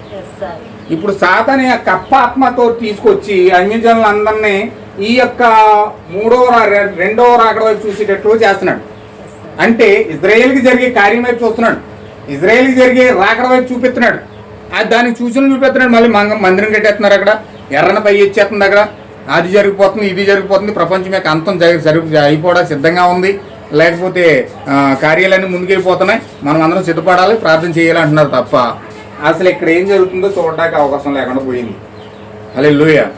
అయితే దేవుని యొక్క మహాకృపను బట్టి ఈ కాలం యొక్క వాగ్దానాన్ని దేవుడు మనకి చూపించాడు కాబట్టి, వాక్యాన్ని మనం పరిశీలిస్తాం కాబట్టి, దేవుడు మన ముంగుట జరుగుతున్న ఆ యొక్క నిజమైన యేసేపు యొక్క రాకడ చూడడానికి దేవుడు మన మనోనేత్రాలు వెలిగించాడని. ఆమేన్. హల్లెలూయా. దేవుడు మన మనోనేత్రాలు వెలిగించి అన్యజనుల్లో జరుగుతున్న రహస్య రాకడను చూసి దాన్ని కలుసుకోవడానికి దేవుడు అనుమతిస్తూ ఉన్నాడు. హల్లెలూయా. చూడండి, మోషే ఉన్నాడు, మిద్యాను దేశం ఎందుకు వెళ్ళాడంటే మిద్యాను దేశంలో 2 కార్యాలు జరుగుతున్నాయి. మిద్యాను దేశంలో ఒకటి తన భార్య అయిన సిప్పోరను కలుసుకుంటున్నాడు, రెండోది తన సృష్టికర్త అయిన ప్రభువును ఆ హోరేబు కొండ మీద కలుసుకుంటా ఉన్నాడు. ఆమేన్. హల్లెలూయా. యాక్చువల్గా ఈ మోషే ఇజ్రాయెల్ దేశంలో ఇజ్రాయెల్ అమ్మాయినే చేసుకోవాలి, కానీ అతని జీవితంలో దేవుడు ప్రత్యక్ష తెరబోతా ఉన్నాడు కాబట్టి ఆ మిద్యాను దేశం వెళ్ళి ఇత్రో అని ఒక ఆయన కలుసుకుని ఆయన కూతుర్ని వివాహం చేసుకుని ఆయన హోరేబు కొండ మీదకి వెళ్ళి తన సృష్టికర్త అయిన సృష్టికర్తను కలుసుకున్నాడు. 2 కార్యాలు జరిగినాయండి అక్కడ. హల్లెలూయా. యేసేపు క్రీస్తుకు మాదిరిగా ఉన్నాడు, యేసేపు కూడా క్రీస్తుకు మాదిరిగా ఉన్నాడు. యేసేపు కూడా ఐగుప్తు దేశం వెళ్ళి అక్కడ కూడా 2 కార్యాలు జరుగుతున్నాయి. యేసేపు ఐగుప్తు దేశం వెళ్ళిన తర్వాత తన భార్య అయిన ఆశీనతను అన్యురాలను కలుసుకున్నాడు. ఈ యొక్క సిప్పోరా అన్యురాలే, ఆశీనత కూడా అన్యురాలే. యేసేపు ఆ యొక్క ఐగుప్తు దేశం వెళ్ళి ఆశీనతను పెళ్లి చేసుకున్నాడు. అదేవిధంగా తన యొక్క సృష్టికర్త అయిన దేవుణ్ణి కలుసుకుని ఆ రాజు స్థానంలో నిలబడ్డాడు. హల్లెలూయా. అక్కడ 2 కార్యాలు జరుగుతున్నాయి. అంటే దేవుడు అన్య దేశంలోకి ఎందుకు అడుగు పెడుతున్నాడంటే, యేసుక్రీస్తు ఎందుకు అన్యులను సమీపిస్తున్నాడంటే అక్కడ ఆయనే ఒక రాజుగా నిలబడే ఒక పట్టాభిషేకం పొందుకుంటా ఉన్నాడు, ఆయన భార్యను పొందుకుంటా ఉన్నాడు. ఇజ్రాయెల్ దేశాన్ని కాదు ఆయన పొందుకుంటుంటా, ఇజ్రాయెల్ దేశంలో ఆయన ఉన్న స్థానంలో కాదు ఆయన పొందుకుంటా ఉంటా. ఇజ్రాయెల్ దేశము ఆయనకి ఇజ్రాయెల్ దేశంలో కాదండి ఆయన ఉంటా. హల్లెలూయా. ఎంతమందికి అర్థమవుతున్నమాట అండి? ఇజ్రాయెల్ దేశంలో ఆయన ఉండే ప్లేస్ కాదు. ఇజ్రాయెల్ దేశంలో ఆయన వధును పొందుకోవట్లే, ఇజ్రాయెల్ దేశంలో ఆయన పట్టాభిషేకం జరగట్లే, ఇజ్రాయెల్ దేశంలో ఆయన ఆశీర్వదించబడట్లే. ఆయన అన్యుల దేశంలో ఆశీర్వదించబడతా ఉన్నాడు. అన్యుల దేశంలో ఆయన పట్టాభిషేకం పొందుకుంటా ఉన్నాడు. ఏమేన్ హల్లెలూయా. అక్కడ ఒక వధువును పొందుకున్నాడు, రాజుగా పట్టాభిషేకం పొందుకున్నాడు. ఏమేన్ హల్లెలూయా. ఎంతమందికి అర్థమవుతున్న మాట అండి? ఆయన పట్టాభిషేకం పొందుకొని రాజుగా అభిషేకం పొందుకునేది ఎక్కడంటే ఇజ్రాయెల్ దేశంలో కాదండి, అన్యజనుల దేశంలో పొందుకుంటా ఉన్నాడు. అంటే ఎక్కడైతే అన్యజనుల యొక్క సంఘము కట్టబడతా ఉందో, ఎక్కడైతే రహస్యం యొక్క రాకడ జరుగుతూ ఉందో, ఎక్కడైతే ప్రత్యక్షత జరుగుతూ ఉందో, ఆ ప్రత్యక్షత పొందుకునే గడియల్లో ఈ అన్యుల దేశంలో దేవుడు ఒక అన్యవధువును పొందుకుంటా ఉన్నాడు, ఒక రాజుగా పట్టాభిషేకం పొందుకుంటా ఉన్నాడు. యేసుక్రీస్తుకి రాజుగా పట్టాభిషేకం చేసేది ఎవరంటే ఈ కాలం యొక్క వధువే పట్టాభిషేకం చేస్తుంది. హల్లెలూయా. యేసుక్రీస్తుని రాజుగా పట్టాభిషేకం చేసే అంత కృప ఈరోజు దేవుని యొక్క వధువుకి ఇచ్చాడు, దేవుని యొక్క భార్యకి ఇచ్చాడు. ఇది అన్యజనులో జరుగుతూ ఉంది. ఇది అన్యజనుల యొక్క రాకడ జరుగుతూ ఉన్నప్పుడు ఎవరైతే జగత్పునాది వేయబడక ముందు దేవుని చేత సిద్ధపరచబడి, దేవుని చేత ఎన్నుకొనబడి, ఎవరైతే ఆ యొక్క ఆత్మ చేత నింపబడతా ఉన్నారో వారు దేవుని యొక్క యేసుక్రీస్తుని రాజుగా పట్టాభిషేకం చేస్తా ఉన్నారు. హల్లెలూయా. ఈరోజు యేసుక్రీస్తుకే పట్టాభిషేకం చేసే అంత స్థితిలోనికి దేవుడిని తీసుకెళ్తున్నాడంటే ఎంత గొప్ప కృప అండి అది, ఎంత గొప్ప ధన్యత అండి అది. దేవుడు ఈరోజు అన్యజనుల్ని దేవుడు ఆ స్థితిలోకి తీసుకెళ్తా ఉన్నాడు. దేవుడు అన్యజనుల కాలం నింపి, దేవుడు అన్యజనులను అభిషేకించి, ఈ యొక్క మూడవ రాకడ యొక్క ప్రత్యక్షత అన్యజనులకు ఇచ్చి దేవుడు వాళ్ళని అభిషేకిస్తున్నాడంటే, దేవుడు వాళ్ళని దేవుడు అంత హైయెస్ట్ స్థితిలోకి తీసుకెళ్తున్నాడంటే, ఈరోజు ఆ రాకడను కోల్పోవడానికి యేసుక్రీస్తుకు పట్టాభిషేకం చేయకుండా సాతానికి పట్టాభిషేకం చేయించుకునేటట్లుగా ప్రేరేపించి చేయడానికి వాడు ఈ యొక్క డైవర్షన్ చేశాడు. వాడు రాజుగా ఉండడానికి, వాడు వధువు చేత పట్టాభిషేకం పొందుకోవడానికి, దేవుని యొక్క పిల్లల చేత వాడు పట్టాభిషేకం పొందుకోవడానికి దేవుని యొక్క పిల్లల్ని డైవర్షన్ చేసి ఆ యొక్క రెండవ రాకడ వైపు తిప్పేశాడు. హల్లెలూయా. అయితే ఇక్కడ జరుగుతున్న విషయాలను మనం గమనించినట్లయితే ఈ విషయాలను మనం కొన్ని గమనిద్దాం. దేవుడు ఈ విషయాలన్నీ కూడా రాకడకు జరుగుతున్న సూచనలు అవన్నీ కూడా మనం పరిశీలిద్దాం. కొన్ని విషయాలు కొంచెం డీప్గా వెళ్ళాలి. ప్రార్థనాపూర్వకంగా రండి, దేవుడు ఖచ్చితంగా కొన్ని విషయాలు మనం బయలుపరుస్తాం. ప్రకటన గ్రంథంలో దేవుడు మనతో మాట్లాడినట్లుగా ముందు కొన్ని విషయాలు చూద్దాం. ఇవన్నీ కూడా విషయాలన్నీ కూడా గమనిద్దాం. కొన్ని విషయాలు మనం పూర్తిగా తెలుసుకునే కొద్ది ప్రార్థించి ఇంకా ఎక్కువగా సిద్ధపడి మనం ముందుకు వెళ్ళాలి. ఇప్పుడు యోహాను ఆసియాలో ఉన్న 7 సంఘకాలకు శుభమని చెప్పారు. ఆయనది వర్తమాన భూత భవిష్యత్ కాలంలో ఉన్నవాని నుండి, ఆయన సింహాసనం ఎదుట ఉన్న 7 ఆత్మల నుండి, నమ్మకమైన సాక్షియు, మృతుల్లో నుండి ఆది సంబుద్ధుడిగా లేచిన వాడును, భూపతులకు అధిపతి అయిన యేసుక్రీస్తు నుండి కృపా సమాధానం మీకు కలుగునుగాక. మనల్ని ప్రేమించుచు తన రక్తం వలన మన పాపం నుండి మనల్ని విడిపించిన వానికి మహిమయు ప్రభావములు యుగములు కలుగునుగాక. ఆమేన్. ఆయన మనల్ని మన తండ్రి యొక్క దేవునికి ఒక రాజులుగాను యాజకులుగాను చేశాను. చూడండి, ఆసియా అను మాటకు ఆసియా మైనరు అని అర్థం. అది ఒక చిన్న భూభాగం. ఇండియానాలోని రాష్ట్రం అంత పరిమాణంలో అది ఉంటుంది. అక్కడ 7 సంఘాలు ఉన్నాయి. అక్కడుండిన ఇతర సంఘములన్నిటిలో నుండి వీటిని ఎన్నుకొనడం జరిగింది. ఎందుకనగా వాటికి ప్రత్యేకమైన ఒక గుణలక్షణాలు ఉన్నాయి. శతాబ్దముల తర్వాత అయ్యే సంఘకాలలో వచ్చు సంఘములకు అదే గుణలక్షణాలు ఉండును. అక్కడ చాలా సంఘాలు ఉన్నాయంట, కానీ దేవుడు 7 సంఘాలను సెలెక్ట్ చేసుకున్నాడు. ఎందుకంటే ఎందుకు వాటిని సెలెక్ట్ చేసుకున్నాడంటే వాటికి ఒక ప్రత్యేకమైన గుణలక్షణం ఉందంట. దేవుడు చాలా అద్భుతమైన దేవుడు అండి. దేవుడు అద్భుతమైన దేవుడు. ఒక ఎన్నుకున్నాడంటే, ఒక ఎలక్ట్ చేశాడంటే ఆ గుణలక్షణాన్ని బట్టి దేవుడు ఎలక్ట్ చేస్తాడు. వారిలో ఉన్న గుణలక్షణాన్ని బట్టి, వారిలో ఉన్న స్వభావాన్ని బట్టి, వారిలో ఉన్న జీవాన్ని బట్టి, వారిలో ఉన్న మంచి యొక్క దేవుని యొక్క లక్షణాలు బట్టి దేవుడు వారిని ఎన్నుకుంటాడు. దేవుడు వారిని ఎలక్ట్ చేస్తాడు. అయితే ఇక్కడ మనం చూస్తున్నాం, ఇక్కడ ప్రత్యేకమైన గుణలక్షణాల సంఘాలు ఉన్నాయి. 7 సంఘాలలో గుణలక్షణాలు ఉన్నాయన్నమాట. ఇప్పుడు ఈ సింహాసనం ఎదుట 7 ఆత్మలు ఉన్నాయి. అవి 7 వర్తమానులకు ఇవ్వబడిన ఆత్మలు. ప్రతి వారికి అవి వారు జీవించిన కాలంకు చెందిన పరిచయం ఇవ్వబడింది. ఈ పలకబడిన పదాలు చూడండి. ఇప్పుడున్నవాడు, ముందున్నవాడు, రాబోవాడు, నమ్మకమైన సాక్షియు, మృతుల్లో నుండి ఆది సంబుతుడికి లేచిన వాడును, భూపతులకు అధిపతియు, అల్ఫయు ఒమేగయు, సర్వాధికారియు అని ఈ మాటలన్నీ కూడా ఒకే వ్యక్తికి సంబంధించిన బిరుదులు మరియు వర్ణనలు. ఆయనే ప్రభువుని యేసుక్రీస్తు. మన పాపములను ఆయన తన స్వరత్వమందు కడిగినది వాడు. హల్లెలూయా. ఆయనే ఒకే దేవుని యొక్క ఇవన్నీ బిరుదులు, వర్ణనలు దేవుడు ఎలా ప్రేరేపిస్తున్నాడు చూడండి. ఆయన ఇప్పుడున్నవాడు, ముందున్నవాడు, రాబోవాడు, నమ్మకమైన వాడు, మృతుల్లో నుండి లేచిన ఆది సంభూతుడు, భూపతులకు అధిపతి, అల్ఫా ఒమేగా, సర్వాధికారి. ఈ మాటలన్నీ కూడా ఆయన యొక్క వ్యక్తిత్వాన్ని బయలుపరుస్తూ ఉన్నాయి. యోహానులో ఉన్న 7 దేవుని ఆత్మ యేసుక్రీస్తు యొక్క ఎనలేని దైవత్వాన్ని ఈ విధంగా క్రమ పద్ధతిలో వ్యక్తపరుస్తూ ఉంది. దైవత్వమును ఒకే దేవునిగా బయలుపరుస్తూ ఉంది. ఈనాడు పెద్ద తప్పు జరుగుతుంది. ఒక్క దేవునికి బదులుగా 3 దేవుళ్ళను వారు చూపిస్తున్నారు. ఈ ప్రత్యక్షత యేసుక్రీస్తు ద్వారా యోహానుకి ఇవ్వబడింది. ఆ తప్పును ఆయనే సరిదిద్దుతూ ఉన్నాడు.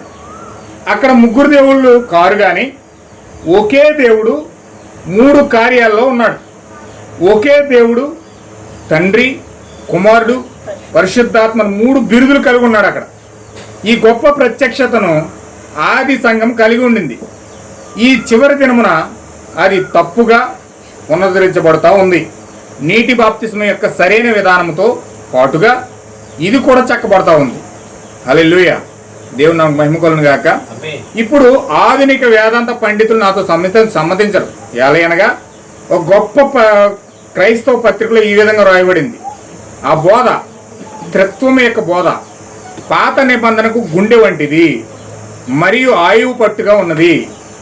అది అన్ని విధములుగాను కొత్త నిబంధనకు హృదయం వంటిది మరియు కేంద్రం వంటిది. ఒక్కరికంటే ఎక్కువ దేవుళ్ళు ఉన్నారన్న తలంపుకు పాత నిబంధన ఎంత వ్యతిరేకంగా ఉన్నదో కొత్త నిబంధన కూడా అంతే వ్యతిరేకంగా ఉన్నది.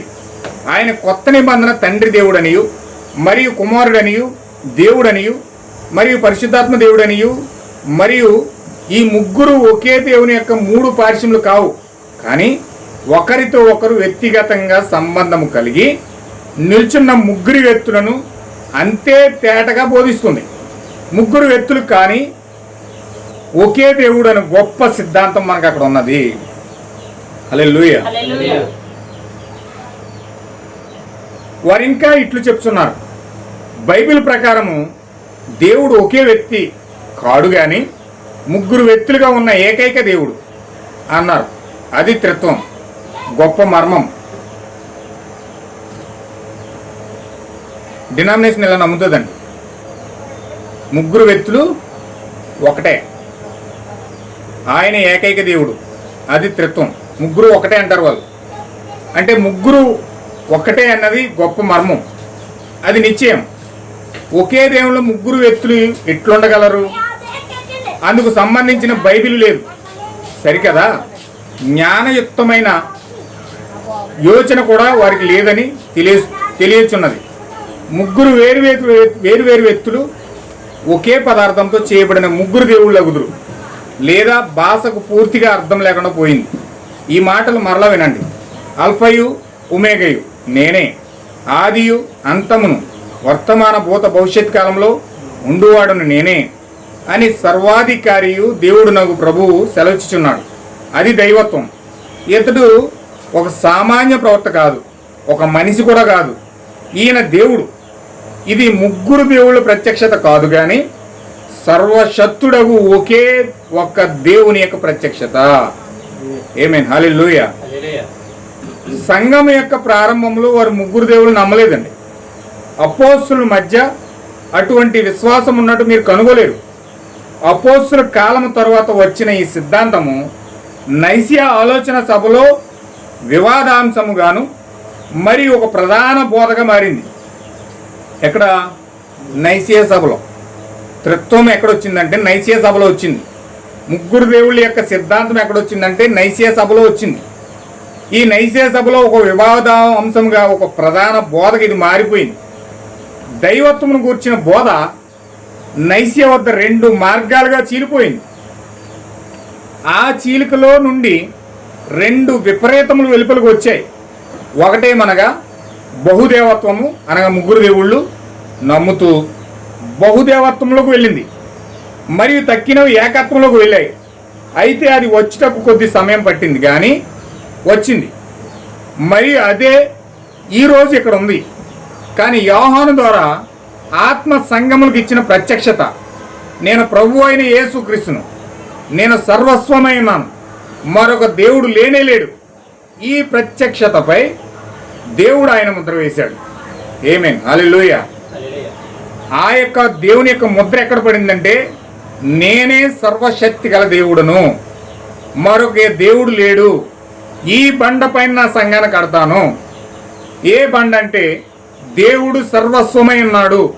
ఆయనే ఆది, ఆయనే అంతం, ఆయనే మొదటివాడు, ఆయనే కడపటివాడు, ఆయనే సజీవుడైన దేవుని కుమారుడైన క్రీస్తు అనే బండ పైన, ప్రత్యక్షత పైన దేవుడు ముద్రేసాడట.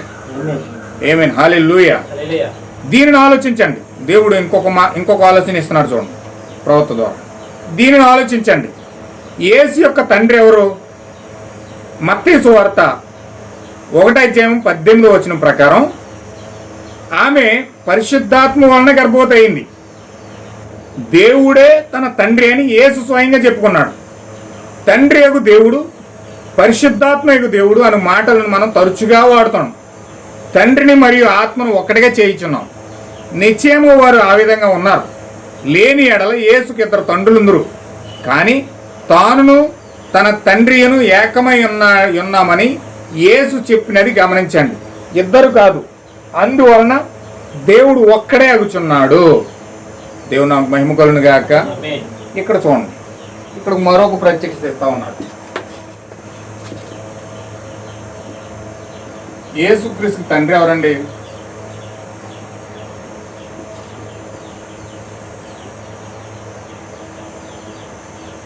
యేసుక్రీస్తుకి తండ్రి ఎవరండి అసలు? యేసుక్రీస్తు ఏమో యెహోవా అని తండ్రి అన్నాడు. అవునండి, యెహోవా అని తండ్రి అన్నాడు. మరియమ్మ ఏమో నేను పరిశుద్ధాత్మ వలన గర్భం ధరించాను. భౌతికంగా యేసేపు ఉన్నాడు. ఆమె కన్యక ద్వారా గర్భవతి అయింది కాబట్టి యేసేపు సంబంధం లేదు. యేసేపు ఎటువంటి తండ్రి అవడానికి ఎటువంటి అవకాశం లేదు. ఆమె స్వయంగా బైబిల్లో రాసేసాడు, ఆమె పరిశుద్ధాత్మ వలన గర్భవతి అయిందని. ఒక స్త్రీ ఎవరి ద్వారా ప్రెగ్నెంట్ అవుతే అతనే తండ్రి అవుతాడు. ఆ డిఎన్ఏ ప్రకారం, ఎవరి ద్వారా ప్రెగ్నెంట్ అవుతే అతనే తండ్రి అవ్వాలి. మరియమ్మ ఏమో నేను పరిశుద్ధాత్మ వలన గర్భవతి అయ్యానంది. గాబ్రియల్ దూత కూడా సాక్ష్యం ఇచ్చింది. నేను కన్యను కదా, నేను పురుషుని ఎరిగిందాను కదా, నేను ఎలాగా ప్రెగ్నెంట్ అవుతానని చెప్తే గాబ్రియల్ దూత ఏం చెప్పిందంటే, నీకు పరిశుద్ధాత్మ నేను కమ్ముకుంటుంది, పుట్టబోవు శిశువు పరిశుద్ధుడే పుడతాడని చెప్పేసి గాబ్రియల్తో సాక్ష్యం ఇచ్చింది. తర్వాత మరియమ్మ కూడా నేను పరిశుద్ధాత్మ ద్వారా ప్రెగ్నెంట్ అయ్యానని ఆమె కూడా సాక్ష్యం ఇచ్చింది. అంటే ఇప్పుడు యేసుక్రీస్తు తండ్రి ఎవరు? వాళ్ళు వాస్తవంగా మరియమ్మ సాక్ష్యం ప్రకారం, గాబ్రియల్ సాక్ష్యం ప్రకారం మరియమ్మకు తండ్రి ఎవరు అవ్వాలంటే పరిశుద్ధాత్మ అవ్వాలి. పరిశుద్ధాత్మయే యేసుక్రీస్తు తండ్రి. ఎందుకంటే పరిశుద్ధాత్మ కమ్ముకుంటేనే యేసుక్రీస్తు మరియమ్మ గర్భంలోకి వచ్చాడు వాస్తవంగా.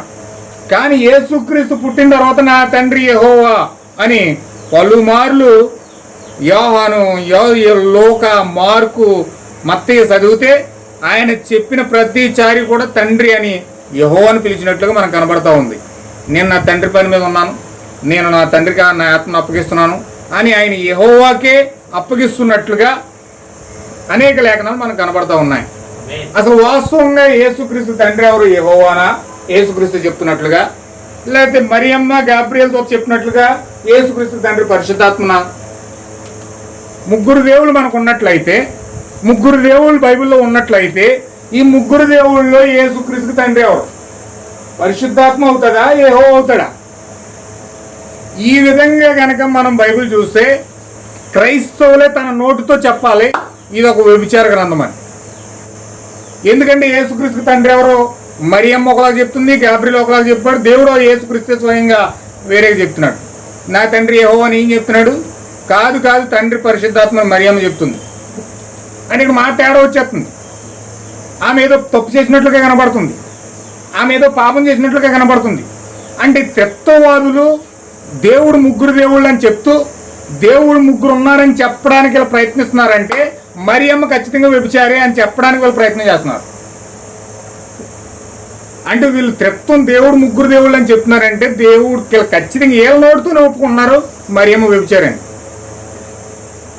మాట తేడా వస్తుంది కదా మరి అక్కడ మాట తేడా వచ్చేస్తుంది. మరియమ్మ చెప్పేదేమో పరిశుద్ధాత్మ ద్వారా నేను ప్రెగ్నెంట్ అయ్యానంటుంది, కానీ యేసుక్రీస్తు ఏమో నేను నా తండ్రి యెహోవా అంటున్నాడు. ఎవరి మాట నమ్మాలి? యేసుక్రీస్తు మాట నమ్మాలా? గాబ్రియేల్ మాట నమ్మాలా? మరియమ్మ మాట నమ్మాలా? ఈ త్రిత్వం కనుక మనం అనుసరిస్తే, ఈ త్రిత్వాన్ని కనుక నమ్మితే మనమే చెప్పాలి ఇది ఒక వ్యభిచార గ్రంథం, మరియమ్మ వ్యభిచారం చేసి యేసుక్రీస్తుకి అన్నది అని మన నోటితోనే ఇతరులకు సాక్ష్యం చెప్పాలి. అంటే ఈ లెక్కన త్రిత్వం అనేది ఎంత డేంజరు, ఎంత భయంకరమైన కార్యాల్లోకి అది నెట్టుతా ఉందో, ఎంత భయంకరమైన వ్యభిచారంలోకి అది నెడతా ఉందో ఈరోజు త్రిత్వవాదులకు అర్థమవట్లా. దెయ్యం అంత కన్ఫ్యూజ్లో పడేసింది వాళ్ళని. దెయ్యం అంత భయంకరంగా వాళ్ళని నడుపుతూ దేవుడు ముగ్గురండి, మేము ముగ్గురిని నమ్ముతాం, ముగ్గురు నామాలు బాప్తిజం పొందుతాం, త్రిత్వంలో ఆశీర్వాదాలు ఇస్తాం, త్రిత్వంలోనే దీవిస్తాం, ముగ్గురు దేవుళ్ళు నమ్మితేనే అసలైన పరిశుద్ధాత్మ అన్నట్టుగా వాళ్ళు వాదించడానికి, ఒక్కానించడానికి నిలబడతా ఉన్నారు. ఏమేన్ హల్లెలూయా. కానీ ఈరోజు వాళ్ళ నోటుతోనే ఈరోజు మరియమ్మ వ్యభిచారం చెప్పడానికి దేవుడు కాదని చెప్పడానికి ప్రయత్నం చేస్తున్నారు. ఎంత భయంకరమైన ఇలా వాదిస్తే హితండవాదం అవుతుంది. ఇలా వాదిస్తే దేవుడు బైబిల్ తప్పు పట్టినట్లుగా కనపడుతుంది. ఇలా వాదిస్తే బైబిలే తప్పు అని మన నోటితో మనమే ఒప్పుకోవలసి వస్తుంది. హల్లెలూయా. ప్రవక్త అడుగుతున్నాడు, అది చాలా రాంగ్ అంటున్నాడు. ఆయన ఏం చెప్పాడంటే నేను నా తండ్రి ఏకమై ఉన్నామన్నాడు. నేను ఒక్కనై ఉన్నాను, నాలో నా తండ్రి ఉన్నాడు, నా తండ్రి నేను ఏకమై ఉన్నాం, నా తండ్రి నాలో నివసిస్తూ ఈ క్రియలు చేస్తా ఉన్నాడని చెప్తా ఉన్నాడు. హల్లెలూయా. నేను సర్వశక్తి గల దేవుడిని అంటున్నాడు, నేను సర్వంలో సర్వం అంటున్నాడు, నేను ఆది అంతము నేనే అంటున్నాడు, మొదటివాడిని కడపటివాడిని నేనే అంటున్నాడు, ఆది అంతము నేనే అంటున్నాడు, సమస్తము కూడా నేనే సర్వస్వమై ఉన్నాను. యెషయాలో అడుగుతున్నాడు, నా నుంచి తప్ప నేనున్నానని, నేనే దేవుడిని, నేనే యెహోవాని, నేను తప్ప వేరొక రక్షణ దుర్గం ఏదైనా ఉన్నదా, ఏదైనా ఆశ్రయ దుర్గం ఏదైనా ఉన్నదా, నేను తప్ప వేరొక దేవుడు మీకు ఉన్నాడా అని యెషయా గ్రంథంలో దేవుడు ప్రశ్నిస్తూ ఉన్నాడు. హల్లెలూయా. అంటే ఖచ్చితంగా త్రిత్వము ఎంత భయంకరమైన వ్యభిచారంలోకి అది నెట్టతా ఉందో ఈరోజు మనం గమనించాలి. చరిత్ర ప్రకారంగాను మరియు లేఖనపూర్వకంగాను ఇది నిజమై ఉన్నందున ఆ ముగ్గురు ఎక్కడి నుండి వచ్చారా అని జనులు ఆశ్చర్యపడతారు. చెప్తున్నాడు చూడండి ప్రవక్త, అసలు ఈ ముగ్గురు ఎక్కడి నుంచి వచ్చారు, ఈ ముగ్గురు దేవుళ్ళు ఎక్కడి నుంచి వచ్చారు. చరిత్ర ప్రకారం మనం లేఖనపూర్వకంగాను మనం చూస్తే చాలా ఆశ్చర్యం వేస్తుందట. క్రీస్తు శకం 325వ శతాబ్దంలో నైసియా ఆలోచన సభ దగ్గర అది ఒక సంస్థాపకమైన మూల సిద్ధాంతం అయింది. ఈ త్రిత్వము రోమ్ యొక్క అనేక దేవుళ్ళపై ఆధారపడింది. రోమన్లకు అనేక దేవుళ్ళు ఉన్నారు, వారికి ప్రార్థించుతున్నారు, పూర్వీకులను మధ్యవర్తులుగా ప్రార్థించుతుండిరి. పాత దేవుళ్లకు కొత్త పేర్లు పెట్టి కేవలం ఇది ఒక ముందడుగుగా ఉన్నది కావున దానిని బైబిల్కి చెందినట్లుగా చేయుటకై ఇప్పుడు మనము పరిశుద్ధులను కలిగి ఉన్నాం. ఆ విధంగా జూపిటర్, వేనిస్, మార్స్ మొదలగు వారికి బదులుగా నక్షత్రాలు, ఈ నక్షత్రాల పేరు అన్నమాట. జూపిటర్ అంటే నక్షత్రాల పేరు, గ్రహాల పేరు అన్నమాట. గ్రహాలు ఉన్నాయి కదండి, 9 గ్రహాలు ఉంటాయి, నవగ్రహాలు.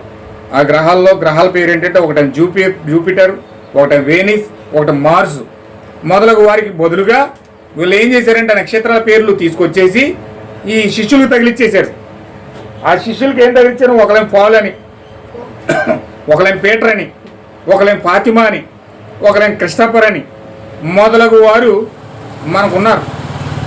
కేవలం ఒకే దేవునితో వారు తమ అన్య దేవత ఆరాధన అను మతమును చేసుకోలేకపోయారు కాబట్టి వారు ఆయనను 3గా చీల్చారు మరియు వారు పితరులను మధ్యవర్తులుగా చేసుకున్నారు. ఆ విధంగానే పరిశుద్ధులను మధ్యవర్తులుగా చేశారు. చూడండి, రోమన్ క్యాథలిక్లు ఏం నమ్ముతారంటే చచ్చిపోయిన వాళ్ళందరూ కూడా బతుకున్న వాళ్ళకి దేవునికి మధ్యవర్తులుగా మారిపోతారనమాట. చచ్చిపోయిన వాళ్ళందరూ కూడా దేవునికి బతుకున్న వాళ్ళకి మధ్యవర్తులుగా మారుతారు. అందుకే పునీత మరియమ్మ మా కోసం వేడుకోండి, పునీత యేసేపు గారా మా కోసం వేడుకోండి, పునీత పౌలు గారా మా కోసం వేడుకోండి అని చచ్చిపోయిన వాళ్ళందరికీ ప్రార్థన చేస్తారండి. 52 పూసలు చదువుతా 52 మందిని తీసుకొచ్చి అందరిని వేడుకోమని, అంటే వీళ్ళ కోసం మరియమ్మని అడిగితే మరియమ్మ వెళ్ళి యేసుక్రీస్తు చెప్తుంది, పలానా వేణుగారంట కొంచెం పాపం చేశాడంట, అది పోలే అతను క్షమించి అతని పరలోకం తీసుకొని ఈ యొక్క మరియమ్మ వెళ్ళి యేసుక్రీస్తు చెప్తుంది. అప్పుడు యేసుక్రీస్తు మరియమ్మ మాట తీసుకుని జాలిపడి ఆమె పరిశుద్ధురాలు కాబట్టి వచ్చే వేణుగారు నువ్వు పరలోకం వచ్చాయని చెప్తాడు.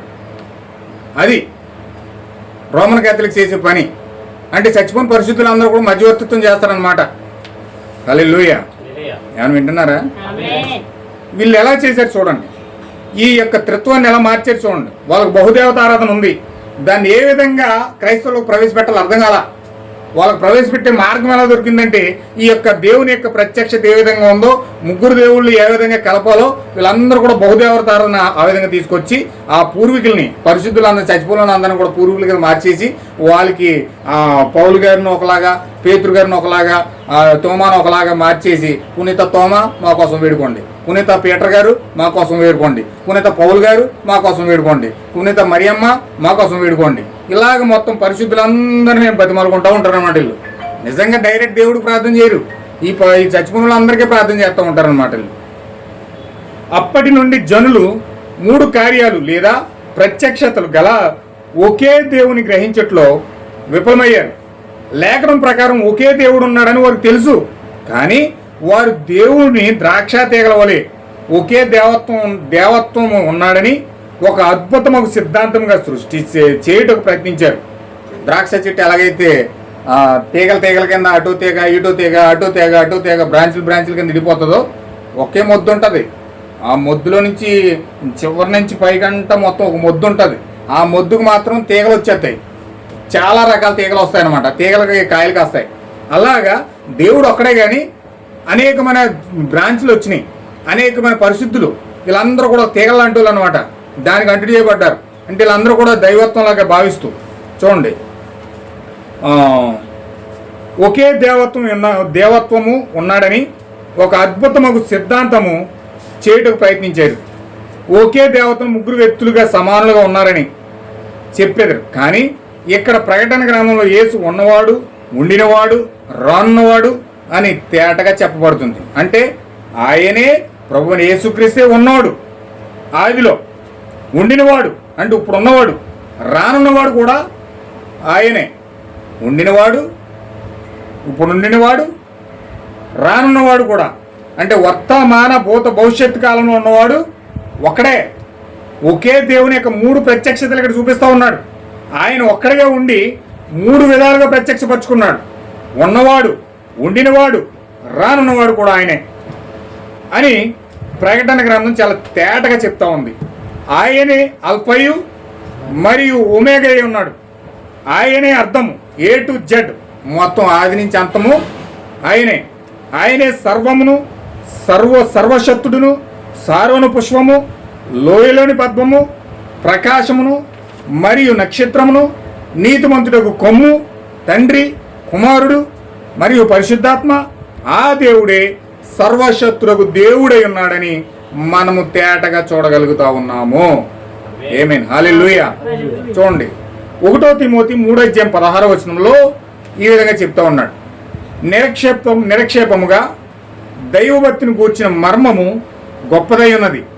ఆయన శరీరుడుగా ప్రత్యక్షమయ్యాడు, ఆత్మ విషయమై నీతిపరుడని తీర్పు నొందాడు, దేవదూతలు కనబడ్డాడు, రక్షకుడని జనములో ప్రకటించబడ్డాడు, లోకమందు నమ్మబడ్డాడు, ఆరోహణుడై తేజోమయుడయ్యాడు.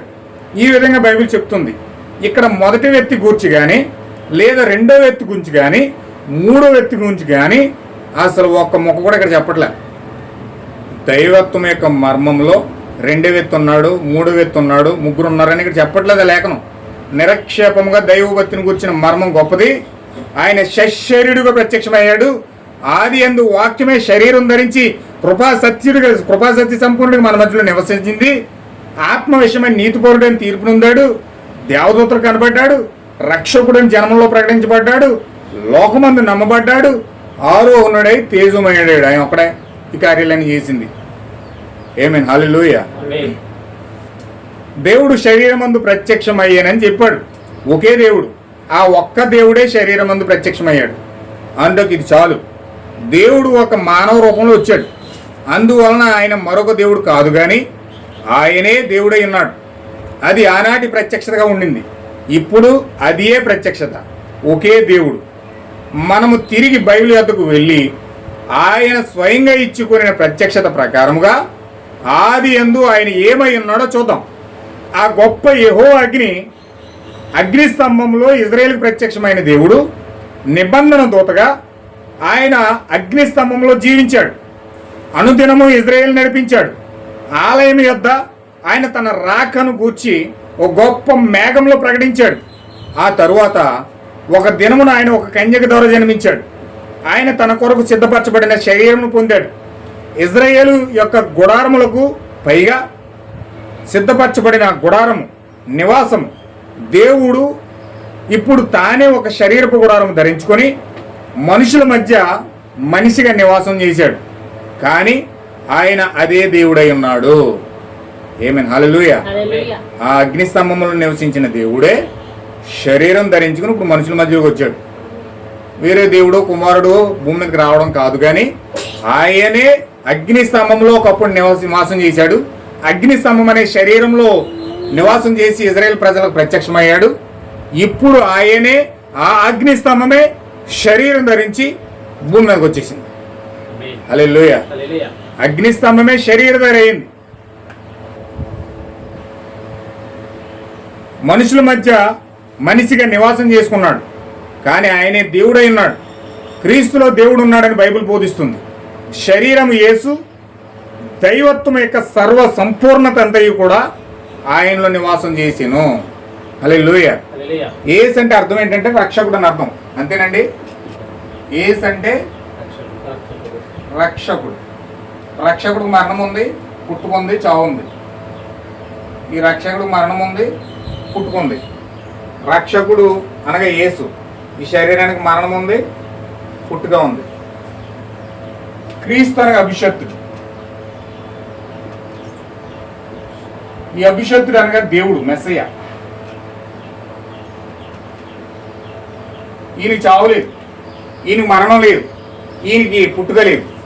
ఈయన పుట్టుడు, ఆది లేదు, అంతము లేదు.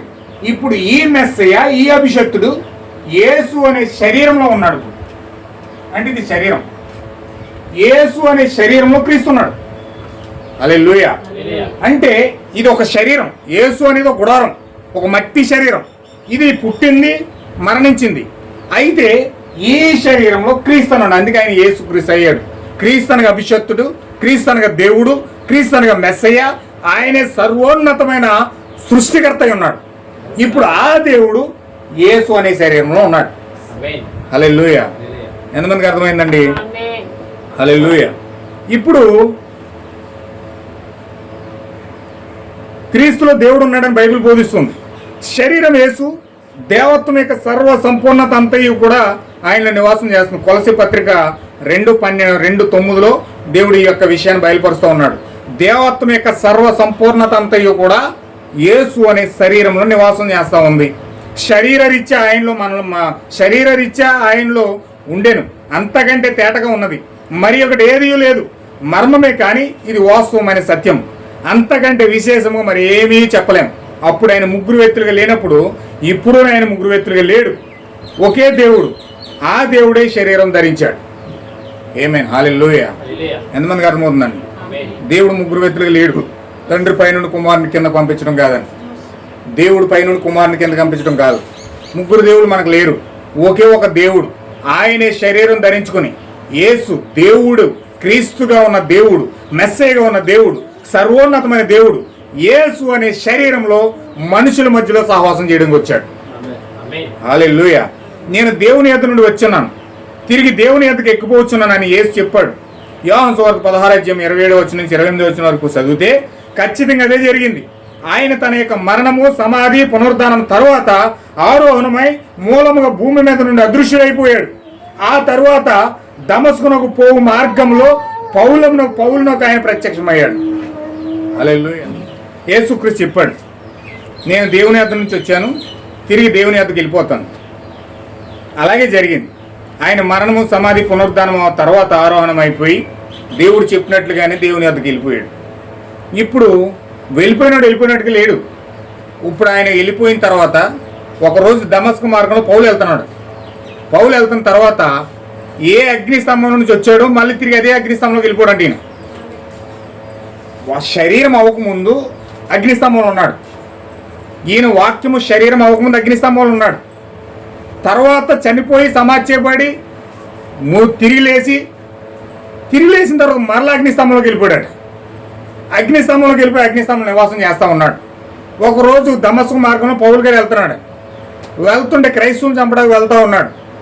ఒకరోజు వెళ్తూ ఉన్నప్పుడు ఆ పౌలు గారికి ఆ అగ్నిస్తంభం వచ్చి ఎప్పుడైతే బలంగా తాకిందో, ఆ తాకిన తర్వాత సౌలు అడుగుతూ ఉన్నాడు.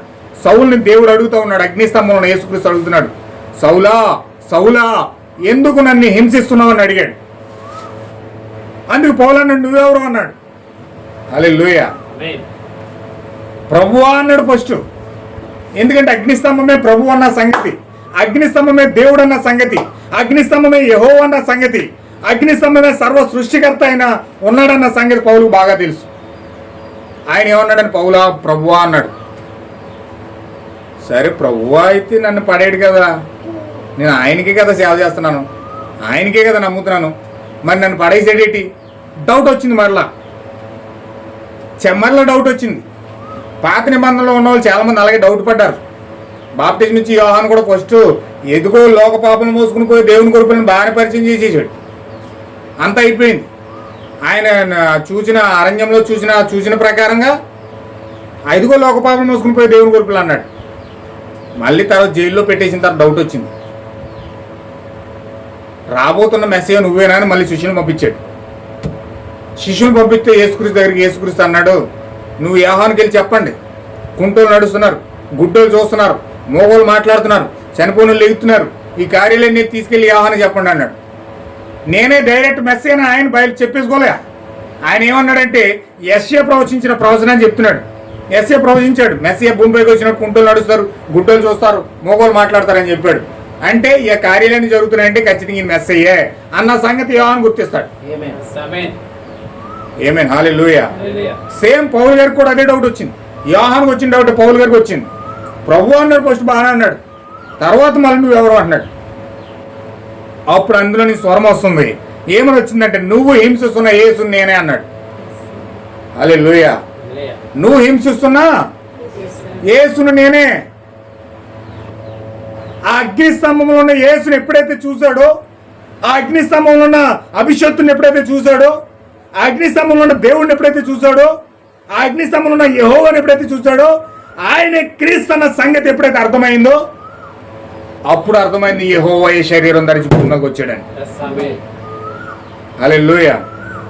అగ్నిస్తంభంగా ఉండి గుడ్డితనం కలిగజేసిన వెలుగుగా ఉన్నాడు.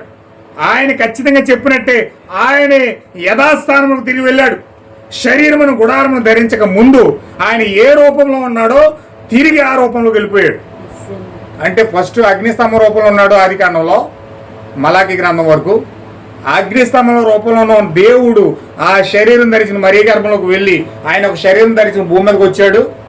ఇప్పుడు చనిపోయి సమాధి చేయబడి తిరిగి ఎప్పుడైతే లేచాడో తిరిగి మరలా అగ్నిస్తంభంలోకి వెళ్ళిపోయాడు. అదే అగ్నిస్తంభంలో పౌలు గారు ప్రత్యక్షమయ్యాడు. ఇక్కడ పౌలు గారికి డైరెక్ట్గా చెప్తున్నాడు, అగ్నిస్తంభాన్ని నేనే, అగ్నిస్తంభాన్ని నేనే, వెలుగును నేనే, ఆ అగ్నిస్తంభాన్ని నేనే, ఆ యెహోవాను నేనే, నిన్ను సృష్టించిన సృష్టికర్త నేనే. ఇప్పుడు పౌలు గారి దగ్గరికి వెళ్ళి ఎవరైనా పౌలా నువ్వు పొందుకున్న ప్రత్యక్ష తప్పు, యెహోవా యేసుక్రీస్తు కాదు, ఆయన దేవుడు కాదు, ఆయన పైన ఉన్నాడు, కుమారుడు కిందకు వచ్చాడు, నువ్వు నమ్మయ్యా అని పౌలు గారికి చెప్పాడు అనుకోండి, ఎవరైనా వచ్చి నమ్ముతాడండి? ఎందుకని డైరెక్ట్గా చూశాడు, డైరెక్ట్గా మాట్లాడాడు. ఆయనే చెప్తున్నాడు, అగ్నిస్తంభంలో ఉన్న యేసుని నేనే అన్నాడు. నేనే యెహోవాని, నేనే ప్రభు అయిన దేవుణ్ణి, నిన్ను సృష్టించిన సృష్టికర్త నేనే అని ఎప్పుడైతే పౌలు గారు బయలుపరుచుకున్నాడో ఇది ఎంతవరకు వాస్తవం అని చెప్పి ఆయన వెంటనే అరేబియా సముద్రానికి వెళ్ళిపోయి 3.5 సంవత్సరాల పాటు యెహోవా యేసుక్రీస్తుకి ఎలాగొచ్చాడు, నేనే అగ్నిస్తంభాన్ని బయలుపరుచుకుంటున్నాడు ఆయన. ఎలాగా పాత నిబంధన ఏం చెప్తుంది, ఇప్పుడు ఈయన వచ్చి ఏం చేశాడు, మొత్తం అంతా వెరిఫికేషన్ చేసి చెక్ చేసుకున్నట్టుగా అర్థమైంది యెహోవా యేసుక్రీస్తుగా భూమికి వచ్చాడని. రెండో దేవుడు లేడన్న సంగతి పౌలు గారికి బాగా అర్థమైంది. అందుకే యేసే క్రీస్తు అని బలంగా బోధించాడు ఆయన. హల్లెలూయా. యేసు అంటే శరీరం, క్రీస్తు అంటే అభిషక్తుడు, దేవుడు, సర్వోన్నతమైన దేవుడు. సర్వోన్నతమైన దేవుడు వాక్యము శరీరం ధరించింది. ఆయనే శరీరంలో ఉన్న యెహోవా, ఆ గొప్ప యెహోవా ఈ శరీరంలోకి వచ్చాడు అన్న సంగతి పౌలుకి అర్థమై ఆయన బలంగా బోధించింది ఏంటంటే యేసే క్రీస్తు అని బోధించాడు. తండ్రి దేవుడు పైనుండి కుమారుడు దేవుడు కిందకు వచ్చాడు, ఇంకో దేవుడు పక్కన ఉన్నాడు, ముగ్గురు దేవుడు నమ్మండి సోదరులారా సహోదరులారా అని చెప్పలేదు పౌలు గారు. అలా బోధించలేదు, అలా వివరించలేదు. ఆ ప్రత్యక్షత అసలు పౌలు గారికే రాలేదండి. ఆమేన్, హల్లెలూయా. ఆయన ఏ రూపంలో అగ్నిస్తంభం రూపంలో ఉన్నాడో అదే రూపంలో తిరిగి మరలా వెళ్ళిపోయాడు. అది యోహాను చూసినట్లే ఖచ్చితంగా ఉండేను. యోహాను సువార్త 1:18 చెప్తున్నాడు, ఎవడును ఎప్పుడును తండ్రిని దేవుడిని చూడలేదు, తండ్రి రొమ్మునున్న అద్భుతీయ కుమారుడే ఆయన బయలుపరిచాడు. యేసు ఎక్కడ ఉన్నాడని యోహాను చెప్తున్నాడు గమనించండి. ఆయన తండ్రి యొక్క రొమ్మునున్నాడు. హల్లెలూయా. రొమ్మునంటే చాలా మంది ఏం చేస్తారంటే ఫోటోలు ఉంటాయి, ఈ డినామినేషన్ ఫోటోలు ఉంటాయన్నమాట. పెద్ద దేవుడు ఉంటాడు ముసలి దేవుడు, ఆ ముసలి దేవుడు ఇక్కడ గుండెల దగ్గర ఇంత లౌస్యం వేసి అందులో యేసుక్రీస్తుని పెడతారు. అందులో దేవుడు ఉంటాడు. అంటే రొమ్ము అంటే ఇక్కడ ఆ యొక్క భాగంలో ఆ యొక్క ఫోటో వేసి యేసుక్రీస్తుని పెడతారు. అంటే రొమ్ముని ఉన్నాడో యేసుక్రీస్తు అని ఈ భాగాన్ని చదివి. యాక్చువల్గా ఈ కాలం యొక్క ప్రవర్తన అన్నాడు రొమ్ము అంటే ఆ కుడి పార్శ్వం అంటే అర్థం ఏంటంటే అధికారం అన్నాడు. అధికారంతో ఉన్నాడు యేసుక్రీస్తు అక్కడ. అంటే సర్వోన్నతమైన దేవునిగా దేవుని యొక్క కుడిపార్శ్వమున అనగా అధికారంతో, సర్వోన్నతమైన అధికారంతో ఆయన యొక్క సింహాసనంలో కూర్చుని ఉన్నాడు. ఆమేన్, హల్లెలూయా. చూడండి లూకా సువార్త 2:11 చెప్తున్నది, దావీదు పట్టణమందు నేడు రక్షకుడు మీ కొరకు పుట్టి ఉన్నాడు, ఈయనే ప్రభువైన క్రీస్తు. రక్షకుడు మీ కొరకు పుట్టి ఉన్నాడు, ఈయనే డైరెక్ట్గా దేవత చెప్తుంది. యేసు అనే శరీరంలో క్రీస్తు అనే సర్వోన్నతమైన దేవుడు దిగి వస్తున్నాడు అని డైరెక్ట్ దేవదూత సాక్ష్యం ఇస్తా ఉంది. ఆయన క్రీస్తుగా జన్మించాడు. 8 దినముల తర్వాత ఆయన సున్నతి చేయబడినప్పుడు దేవదూత చెప్పిన ప్రకారం ఆయనకు యేసు అని పేరు పెట్టబడింది. దేవదూత ఆ పేరును బయలుపరిచాడు. నేను బ్రహ్నాముగా జన్మించాను, తరువాత నాకు విలియం అనే పేరు పెట్టింది, ఇంటి పేరు. ఆయనే క్రీస్తు. బ్రహ్నాం అంటే ఇంటి పేరు అండి. బ్రహ్నాం అంటే ఆయన పేరు కాదండి, బ్రహ్నాం అంటే ఇంటి పేరు, వాళ్ళ ఇంటి పేరు అనమాట. ఆయన పేరు ఏంటంటే విలియం. బ్రహ్నాం అంటే ఇంటి పేరు అనమాట. ఇప్పుడు నేను బ్రహ్నాంగా జన్మించాను, నాకు తర్వాత విలియం అనే పేరు పెట్టారు. అలాగే క్రీస్తు ఆయనే క్రీస్తు. ఆ తర్వాత మనుషుల మధ్యలో ఆయన గుర్తించడానికి ఒక నామం ఇవ్వబడింది. మనుషులందరికీ కనబడు ఒక బాహ్యమైన పేరు ఏంటంటే యేసు. దేవుని యొక్క ఇంటి పేరు ఏంటండి? దేవుని యొక్క ఇంటి పేరు ఏంటంటే క్రీస్తు అట. దేవుని యొక్క ఇంటి పేరు ఏంటంటే క్రీస్తు అట. ప్రతి వారికి ఇంటి పేర్లు ఉంటాయి.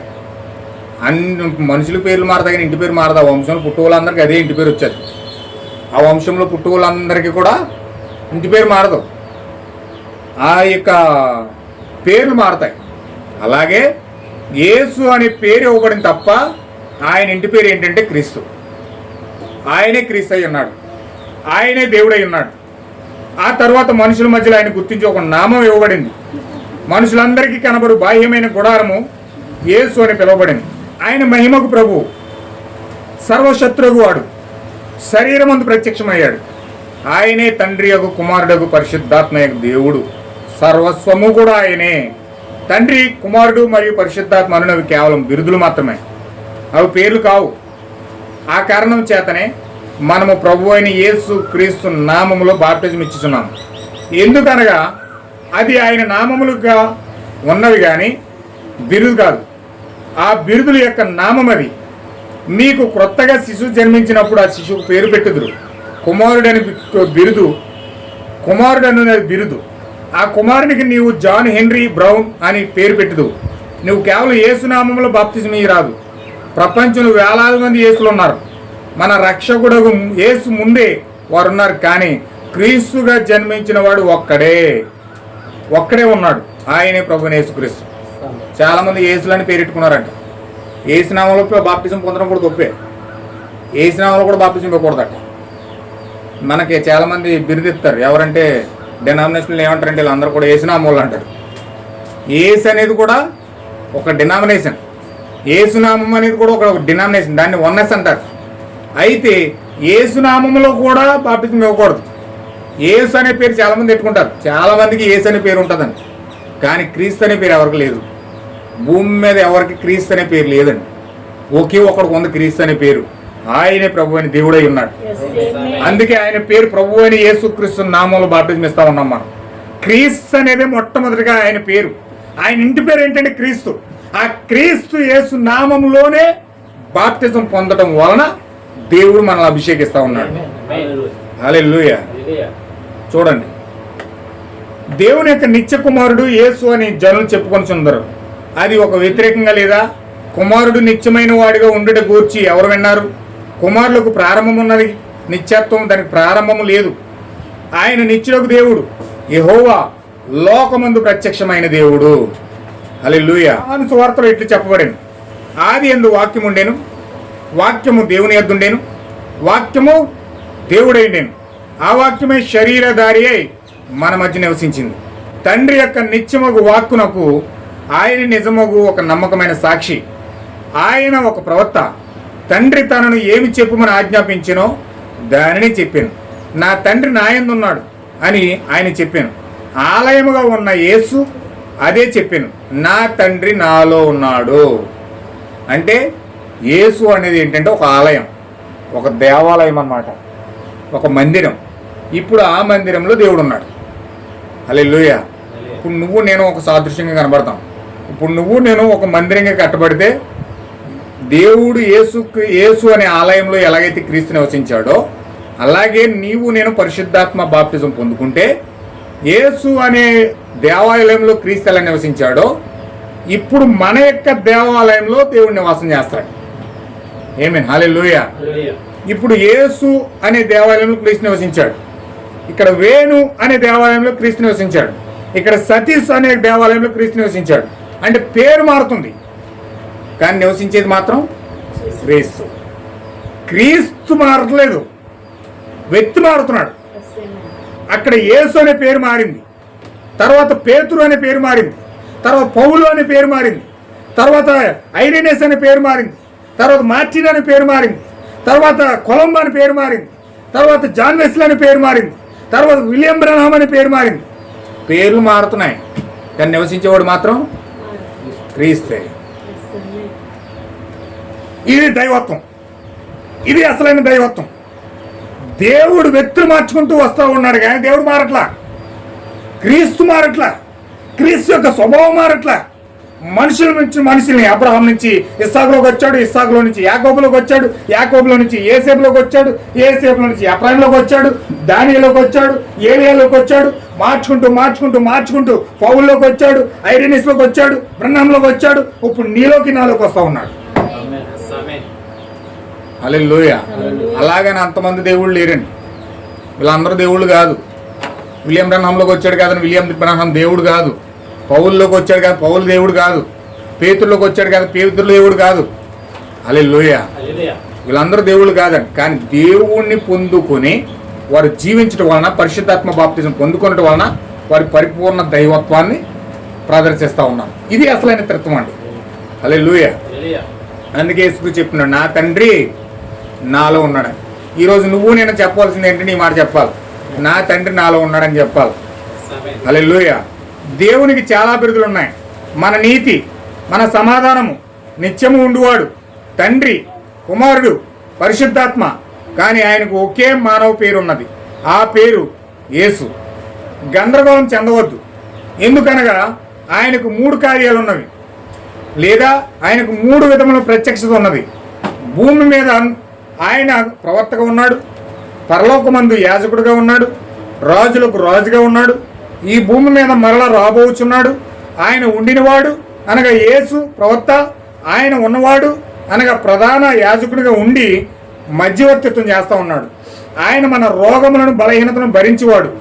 ఆయన రాబోచున్నవాడు అనగా రానయ్యున్న రాజు. భూమి మీద ఆయన వాక్యముగా ఉన్నాడు అనగా ప్రవక్త. ఆయన గూర్చి మోషే ఇలా చెప్పాడు, మీ ప్రభువు దేవుడు నా వంటి ఒక ప్రవక్తను మీలో పుట్టించును, ఆ ప్రవక్త యొక్క మాట విననివాడు జనుల మధ్య ఉండకుండా కొట్టివేయబడును అని చెప్పాడు. యేసు క్రీస్తును గూర్చిన ఈ వాస్తవం గమనించండి. భూమి మీద ఆయన ప్రవక్తగాను, గొర్రెపిల్లగాను, కుమారునిగాను ఉన్నాడు. ఇందువలన ఆయన ముగ్గురుగా లేడు. ఇవి ఆయన యొక్క ప్రత్యక్షతలు, లేదా యేసు అనే ఒకే వ్యక్తి యొక్క 3 కార్యాలు. దేవుడు నాకు మహిమగలను గాక. ఏమన్నా అర్థమవుతుంది కదండి? ఆయన సంపూర్ణ దైవత్వాన్ని అంతా ఏ విధంగా ముందుకు తీసుకెళ్తున్నాడు చూడండి. దైవత్వంలో ఒక వ్యక్తి కన్నా ఎక్కువ మంది వ్యక్తులు ఉన్నారని ఈ త్రిత్వవాదులు ఎత్తి చూపి ఒక వాక్య భాగం ఉన్నది. దాన్ని మనం తరచుగా చూపిస్తారు. ప్రకటన గ్రంథం ఒకసారి చదవండి చూడండి. ప్రకటన గ్రంథం 5వ అధ్యాయము 6 నుంచి 8 వరకు చదవండి. మరియు సింహమునకును ఆ 4 జీవులకును పెద్దలను మధ్యను వధింపబడిన గొర్రెపిల్ల నిలిచి ఉంట చూచితిని. ఆ గొర్రెపిల్లకు 7 కొమ్ములను 7 కన్నులు ఉండెను. ఆ కన్నులు భూమి అంతటికి పంపబడిన దేవుని 7 ఆత్మలు. అంటే దైవత్వంలో ఇంతమంది ఉన్నారన్నట్టుగా దేవుడికి 7 ఆత్మలు ఉన్నాయి. అంటే దైవత్వంలో ఒకరికంటే ఎక్కువ ఉన్నారని చూపించడానికి లేఖనం బాగా ఉపయోగపడుతుంది వాళ్ళకి. ఆయన వచ్చి సింహాసనందు ఆసీనుడైన కుడి చేతిలో నుండి ఆ గ్రంథంను తీసుకొని ఆయన దాన్ని తీసుకున్నప్పుడు 4 జీవులను వీణులను ధూప ద్రవ్యములతో నిండిన సువర్ణ పాత్రను పట్టుకొని ఉన్న ఆ 24 పెద్దలను ఆ గొర్రె పిల్ల ఎదుట సాగిలపడి ఈ పాత్రలు పరిశుద్ధుల ప్రార్థనలు. చూడండి, నిశ్చయముగా ఈ వచనాన్ని ఒక్కొక్క దానిగా చూసిన ఎడలా వారి వాదాలు నిజమని రుజువు చేస్తాయి. నేను చెప్పింది మీరు గమనించండి. ఒంటరిగా ఈ వచనం చూస్తే అలాగే అర్థమిస్తుంది. ప్రకటన గ్రంథం 4వ అధ్యాయం 2 నుంచి 3 చదివితే, అక్కడ 9 నుంచి 11 వరకు చదివితే, వెంటనే ఆత్మవశుని అయితిని, అదిగో పరలోకమందు ఒక సింహాసనం వేయబడి ఉండెను, సింహాసనం నందు ఒకడు ఆసీనుడై ఉండెను. ఆసీనుడైన వాడు దృష్టికి సూర్యకాంతి పద్మరాగములు పోలిన వాడు మకరతము వలె ప్రకాశించు మేఘధనుసును సింహాసనమును ఆవరించి ఉండెను. సింహాసనము చుట్టూ 24 పెద్ద సింహములు ఉండెను. ఆ సింహాసనముల యందు 24 పెద్దలు తెల్లని వస్త్రములు ధరించుకొని తమ తలల మీద సువర్ణ కిరీటములు పెట్టుకున్న వారే కూర్చుండేది. ఆ సింహాసనములలో నుండి మెరుపులను, ధ్వనులను, ఉరుములను బయలుదేరుచున్నవి. మరియు ఆ సింహాసనముల ఎదుట 7 దీపములు ప్రజ్వలిచున్నవి. అవి దేవుని 7 ఆత్మలు. మరియు ఆ సింహాసనము ఎదుట సర్పిటము పోలిన గాజు వంటి సముద్రముండుండెను. ఇక్కడ చూడండి, చాలా క్లియర్ గా ఆ యొక్క ప్రకటన గ్రంథం 5వ అధ్యాయం 6 నుంచి 8 వరకు చదివితే ఇక్కడ 7 ఆత్మలు, దేవుని 7 ఆత్మలు ఉన్నట్టుగా చూపిస్తున్నాడు. ఒకటి కంటే ఎక్కువ మంది దేవుళ్ళు ఉన్నట్టుగా ఇక్కడ కనపడుతూ ఉంది. కానీ ప్రకటన గ్రంథం 4వ అధ్యాయం 2 నుంచి 3 వరకు, 9 నుంచి 11 వరకు చదివితే ఇక్కడ చాలా క్లారిటీగా ఇక్కడ దానికి అర్థం చెప్తా ఉన్నాడు. పరలోకమందు దేవుడు ఒకే ఒక సింహాసనం వేశాడు. ఆ సింహాసనం మీద కూర్చున్న వాడు ముందు 24 మంది పెద్దలు ఉన్నారు, 4 జీవులు ఉన్నాయి. ఇక్కడ సమస్తము కూడా ఆయన ముందు సాగిలిపడి నమస్కారం చేస్తున్నట్లుగా ఇక్కడ కనపడతా ఉంది. హల్లెలూయా.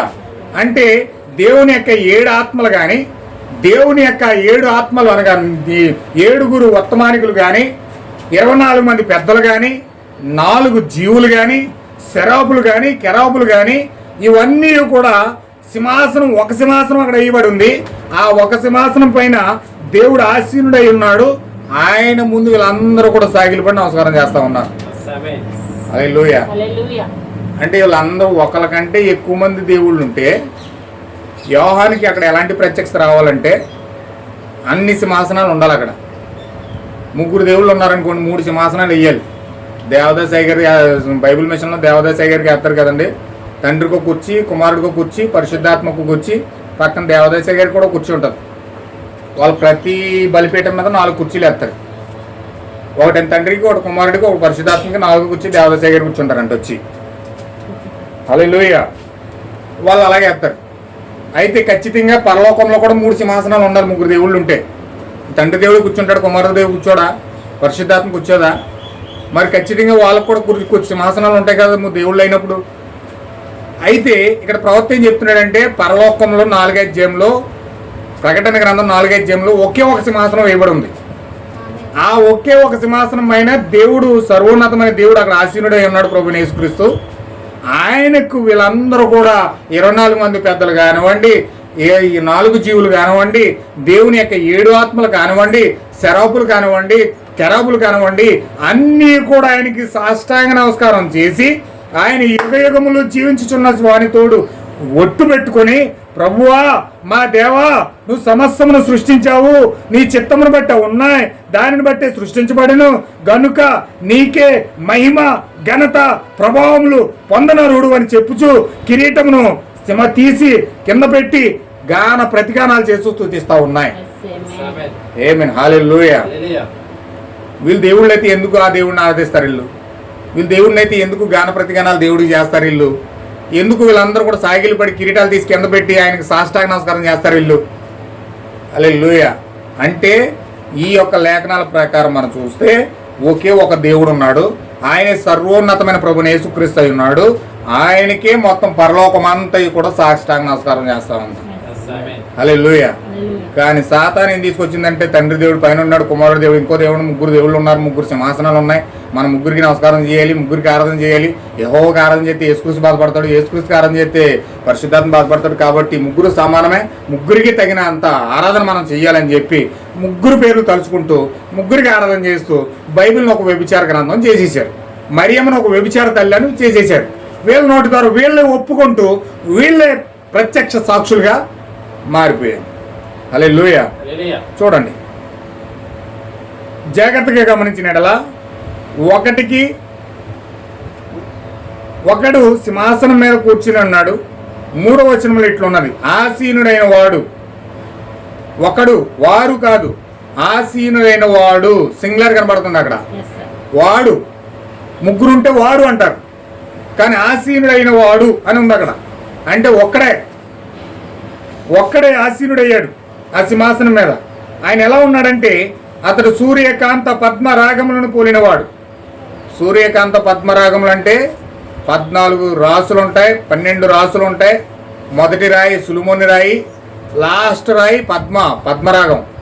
అంటే సులుమోను రాయి మొదలుకొని పద్మరాగం వరకు ఆది అంతం మొత్తము కూడా ఈయనే ఉన్నాడు. హల్లెలూయా. వేరే దేవుడు లేడు, ఒకే ఒక దేవుడు. ఆయనే సూర్యకాంత పద్మరాగం పోలినవాడు, మొదటివాడి కడపటివాడు ఆయనే, ఆది అంతము ఆయనే, అల్ఫా ఒమేగా ఆయనే. 9వ వచనంలో ఆయనకు జీవులు ఘనతను కీర్తించినట్లుగా చూడగలం. వారికి కాదు, ఆయన పెద్దలు ఆయన ఎదుట సాగిలిపడి, వారి ఎదుట సాగిలిపడి కాదు, ఆయన ఎదుట సాగిలిపడి. అంటే దేవుని ఎదుట ఒకే ఒక దేవుడు అక్కడ ఉన్నాడు, ఆయన ఎదుట సాగిలిపడి. ఒకళ్ళు 3 దేవుళ్ళు ఉంటే అక్కడ ఏమని రాయబడాలంటే వారి ఎదుట అని రాయబడాలి. కానీ ఆయన ఎదుట 24 మంది పెద్దలు సాగిలిపడి నమస్కారం చేస్తా ఉన్నారు. అంటే అక్కడ ఒక్కడే ఉన్నాడన్న సంగతి ఇక్కడ చాలా క్లియర్గా అర్థమవుతుంది. హల్లెలూయా. ప్రభువా నీవే అర్హుడవని వారు కేకలేస్తున్నట్లుగా 11వ వచనంలో ఉన్నది. ప్రభువులు కాదు, ఆ సింహాసనం మీద ఉన్నవాడు సృష్టికర్త అని 11వ వచనంలో చెప్పబడింది. ఆయన యేసు. ఆ యోహాను సువార్త 1:3వ వచనంలో చెప్పబడిన ఆ యేసే పాత నిబంధనలో ఉన్న యెహోవాయే, ఆ యెహోవా దేవుని యొక్క ఆత్మయే కొత్త నిబంధనలో ఉన్న యేసుక్రీస్తు అయి ఉన్నాడు. హల్లెలూయా. ఆది కాండము 1:1 అంట, యోహాను సువార్త 1:1లో శరీరం ధరించిందంట. ఆది కాండంలో ఉన్న 1:1, యోహాను సువార్తలో ఉన్న 1:1 శరీరం ధరించింది. అక్కడ ఆది కాండం 1:1లో ఆత్మగా ఉన్నాడు, యోహాను సువార్త 1:1లో శరీరధారి అయ్యాడు. హల్లెలూయా. చాలా అద్భుతంగా ప్రవక్త మాట్లాడుతూ ఉన్నాడు. చూడండి, ఆది కాండం 1:1లోనేమో ఆత్మగా ఉన్న దేవుడు యోహాను సువార్త 1:1లో శరీరం ధరించాడు. ఆయనే గొప్ప యెహోవాయే, దేవుని యొక్క ఆత్మయే శరీరం ధరించిన షశరీరుడుగా ప్రత్యక్షమైన ప్రభు అయిన సర్వశక్తివంతమైన దేవుడు ప్రభు అయిన యేసుక్రీస్తు అయి ఉన్నాడు. కానీ అక్కడే మనం ఆగిపోరాదు. ఇప్పుడు ప్రకటన గ్రంథం 3:21 చదవండి. నేను జయించి, ఒకసారి చదవండి, ఇది చదివి నేను ముగిస్తాను, టైం అయిపోయింది. ప్రకటన గ్రంథం 3:21. ఈ త్రిత్వము, ఈ యొక్క దేవుని యొక్క దైవత్వము ఓన్లీ ప్రభుని యేసుక్రీస్తు ఆగిపోలేదట. నేను జయించి, ఆయన ఏం చెప్తున్నాడు చూడండి, నేను జయించి నా తండ్రితో కూడా ఆయన సింహాసనం కూర్చుని అన్న ప్రకారం జయించు వాడిని నాతో కూడా నా సింహాసనమే కూర్చుండి అన్నాను. లాస్ట్ వీక్ లో చెప్పాను నేను. లాస్ట్ వీక్ లో చాలా విషయాలు మీతో పంచుకున్నాను. మరి మీరు ఎంతవరకు ఇంటికి వెళ్ళి ప్రార్థన ధ్యానించారో నాకు తెలియదు. అయితే దైవత్వం అంటే ఓన్లీ యేసుక్రీస్తే కాదు, దైవత్వంలో నీవు కూడా భాగమై ఉన్నావని గుర్తించాలి. ఆమేన్, హల్లెలూయా. ఇప్పుడు అదే యేసుక్రీస్తు మాట్లాడుతున్నాడు. ఇక్కడ ఏమని మాట్లాడుతున్నాడంటే, మీరు అక్కడే ఆగిపోరాదు. ప్రకటన 3:21 చదివితే, నేను జయించి నా తండ్రితో ఎలాగైతే కూర్చున్నానో, అంటే దేవుడి యొక్క సింహాసనముగా, దేవుని యొక్క ఆలయంగా నేను ఎలా మారానో, నేను ఎలాగా దేవుడు నివసించే ఆనందకరమైన ఆలయంగా నేను ఎలా ఉన్నానో దేవుడు చెప్పాడు. నేను ఈ గుడారంలో నివసించడానికి నేను ఆనందిస్తున్నాను అన్నాడు, నేను సంతోషిస్తున్నాను అన్నాడు. ఈ గుడారం నందు నేను ఆనందిస్తున్నాను, ఇందులో నివాసం చేయడా కానీ దేవుడు పలికాడు. ఇప్పుడు ఆ యేసుక్రీస్తులో నివసించినట్లుగానే, యేసుక్రీస్తులో ఆనందించినట్లుగానే ఇప్పుడు నీలోను నాలోను దేవుడు ఆనందించడానికి, ఆ శరీరంలో నివసించడానికి, ఆ దైవత్వం నీకు ఆపాదించడానికి దేవుడు ఇష్టపడుతున్నాడు. హల్లెలూయా. అంటే దైవత్వం యేసుక్రీస్తు యొక్క భాగమే కాదు, యేసుక్రీస్తే దైవత్వం ప్రత్యక్షపరిచే వ్యక్తి కాదు. ఇప్పుడు ఆ దైవత్వంలో నీవు కూడా భాగమై ఉన్నావు. ఆ దైవత్వాన్ని బయలుపరచడానికి దేవుడు నీకు కూడా ఆరాధించాడు. ఆ దైవత్వాన్ని చూపించడానికి దేవుడు నీకు కూడా భాగం ఇచ్చాడు. నీవు కూడా ఆలయంగా మారి ఆ సర్వ సృష్టికర్త అయిన క్రీస్తుని నీ హృదయంలో ఆహ్వానించడానికి దేవుడు నీకు కూడా ద్వారం తెరిచాడు. హల్లెలూయా. అందుకే ఈరోజు వధువు యేసుక్రీస్తుకు పట్టాభిషేకం చేయడం ఏంటి? వధువు యేసుక్రీస్తుకు పట్టాభిషేకం చేయడం ఏంటండి? యేసుక్రీస్తు పట్టాభిషేకం ఎలా పొందుకుంటున్నాడు? యేసుక్రీస్తు రాజు ఎలాగవుతున్నాడు? రాజు అయి సింహాసనం మీద ఎలా కూర్చుంటున్నాడు? ఆయన కాళ్ళు లేవు, ఆయన చేతులు లేవు, ఆయన నోరు లేదు, ఆయన ముక్కు లేదు, కానీ రాజు అయ్యి పట్టాభిషేకం పొందుకుని సింహాసనం మీద ఎలా కూర్చున్నాడంటే ఆ కాళ్ళు చేతులు నీయే. ఆమేన్, హల్లెలూయా. ఆ ముక్కు నోరు నీదే, ఆ శరీరం అంతా నీదే. ఇప్పుడు నీలో ఉండే ఆయన పట్టాభిషేకం పొందుకుని ఒక రాజుగా సింహాసనం మీద కూర్చుంటున్నాడు. ఒక ఆత్మ సింహాసనం మీద కూర్చోగలదండి? ఒక ఆత్మ మంచినీళ్ళు తాగగలుగుతుందా? ఒక ఆత్మ తినగలుగుతుందా? ఒక ఆత్మ తాగగలుగుతుందా? కానీ ఆ ప్రభువు యెహోవా ఆత్మ నీలోకి వచ్చి పట్టాభిషేకం పొందుకొని సింహాసనం మీద కూర్చుంటారు. ఇది ఆయన యొక్క మూలమైన ప్రత్యక్షత. ఇది ఆయన యొక్క జగత్పునాడు వేయబడక ముందు రాసుకున్న అసలైన దేవుని యొక్క ప్రణాళిక, దేవుని యొక్క చిత్తం, దేవుని యొక్క అసలైన మూల ప్రణాళిక ఏమిటంటే నీ జీవితంలోకి వచ్చి నీ ద్వారా పట్టాభిషేకం పొందుకొని ఆ యొక్క సింహాసనం మీద కూర్చొని 1000 ఏళ్ళ పరిపాలన చేయాలి. హల్లెలూయా. 1000 ఏళ్ళ పరిపాలన చేసేది ఎవరండి? ఇప్పుడు మనమే 1000 ఏళ్ళ పరిపాలన చేయాలి. ఎలా 1000 ఏళ్ళ పరిపాలన చేస్తామంటే యేసు క్రీస్తు నీలో ఉండి పట్టాభిషేకం పొందినప్పుడు రాజుగా నీ దేవాలయంలో యేసుక్రీస్తులో ఎలాగైతే రూపాంతరపరచబడి పట్టాభిషేకం పొందాడు రూపాంతర కొండ మీదకి వెళ్ళి, ఏంటండి అది? రూపాంతర కొండ మీదకి వెళ్ళి పట్టాభిషేకం పొందాడు. పట్టాభిషేకం అంటే ఈ కాలమే ప్రవక్త అన్నాడు, దాన్నే దత్తపుత్ర స్వీకారం అన్నాడు. దత్తపుత్ర స్వీకారమే పట్టాభిషేకం. ఎప్పుడైతే విలియం బ్రనహాం కుమారుడు యొక్క స్థానంలోకి వెళ్ళాడో ఆయన దత్తపుత్ర స్వీకారం పొందడానికి సన్సెట్ మౌంటైన్ పైకి దేవుడు తీసుకెళ్ళాడు. సన్సెట్ మౌంటైన్ పైకి ఎప్పుడైతే తీసుకెళ్ళాడో ఆ శరీరంలోకి దేవుడు దిగి వచ్చాడు.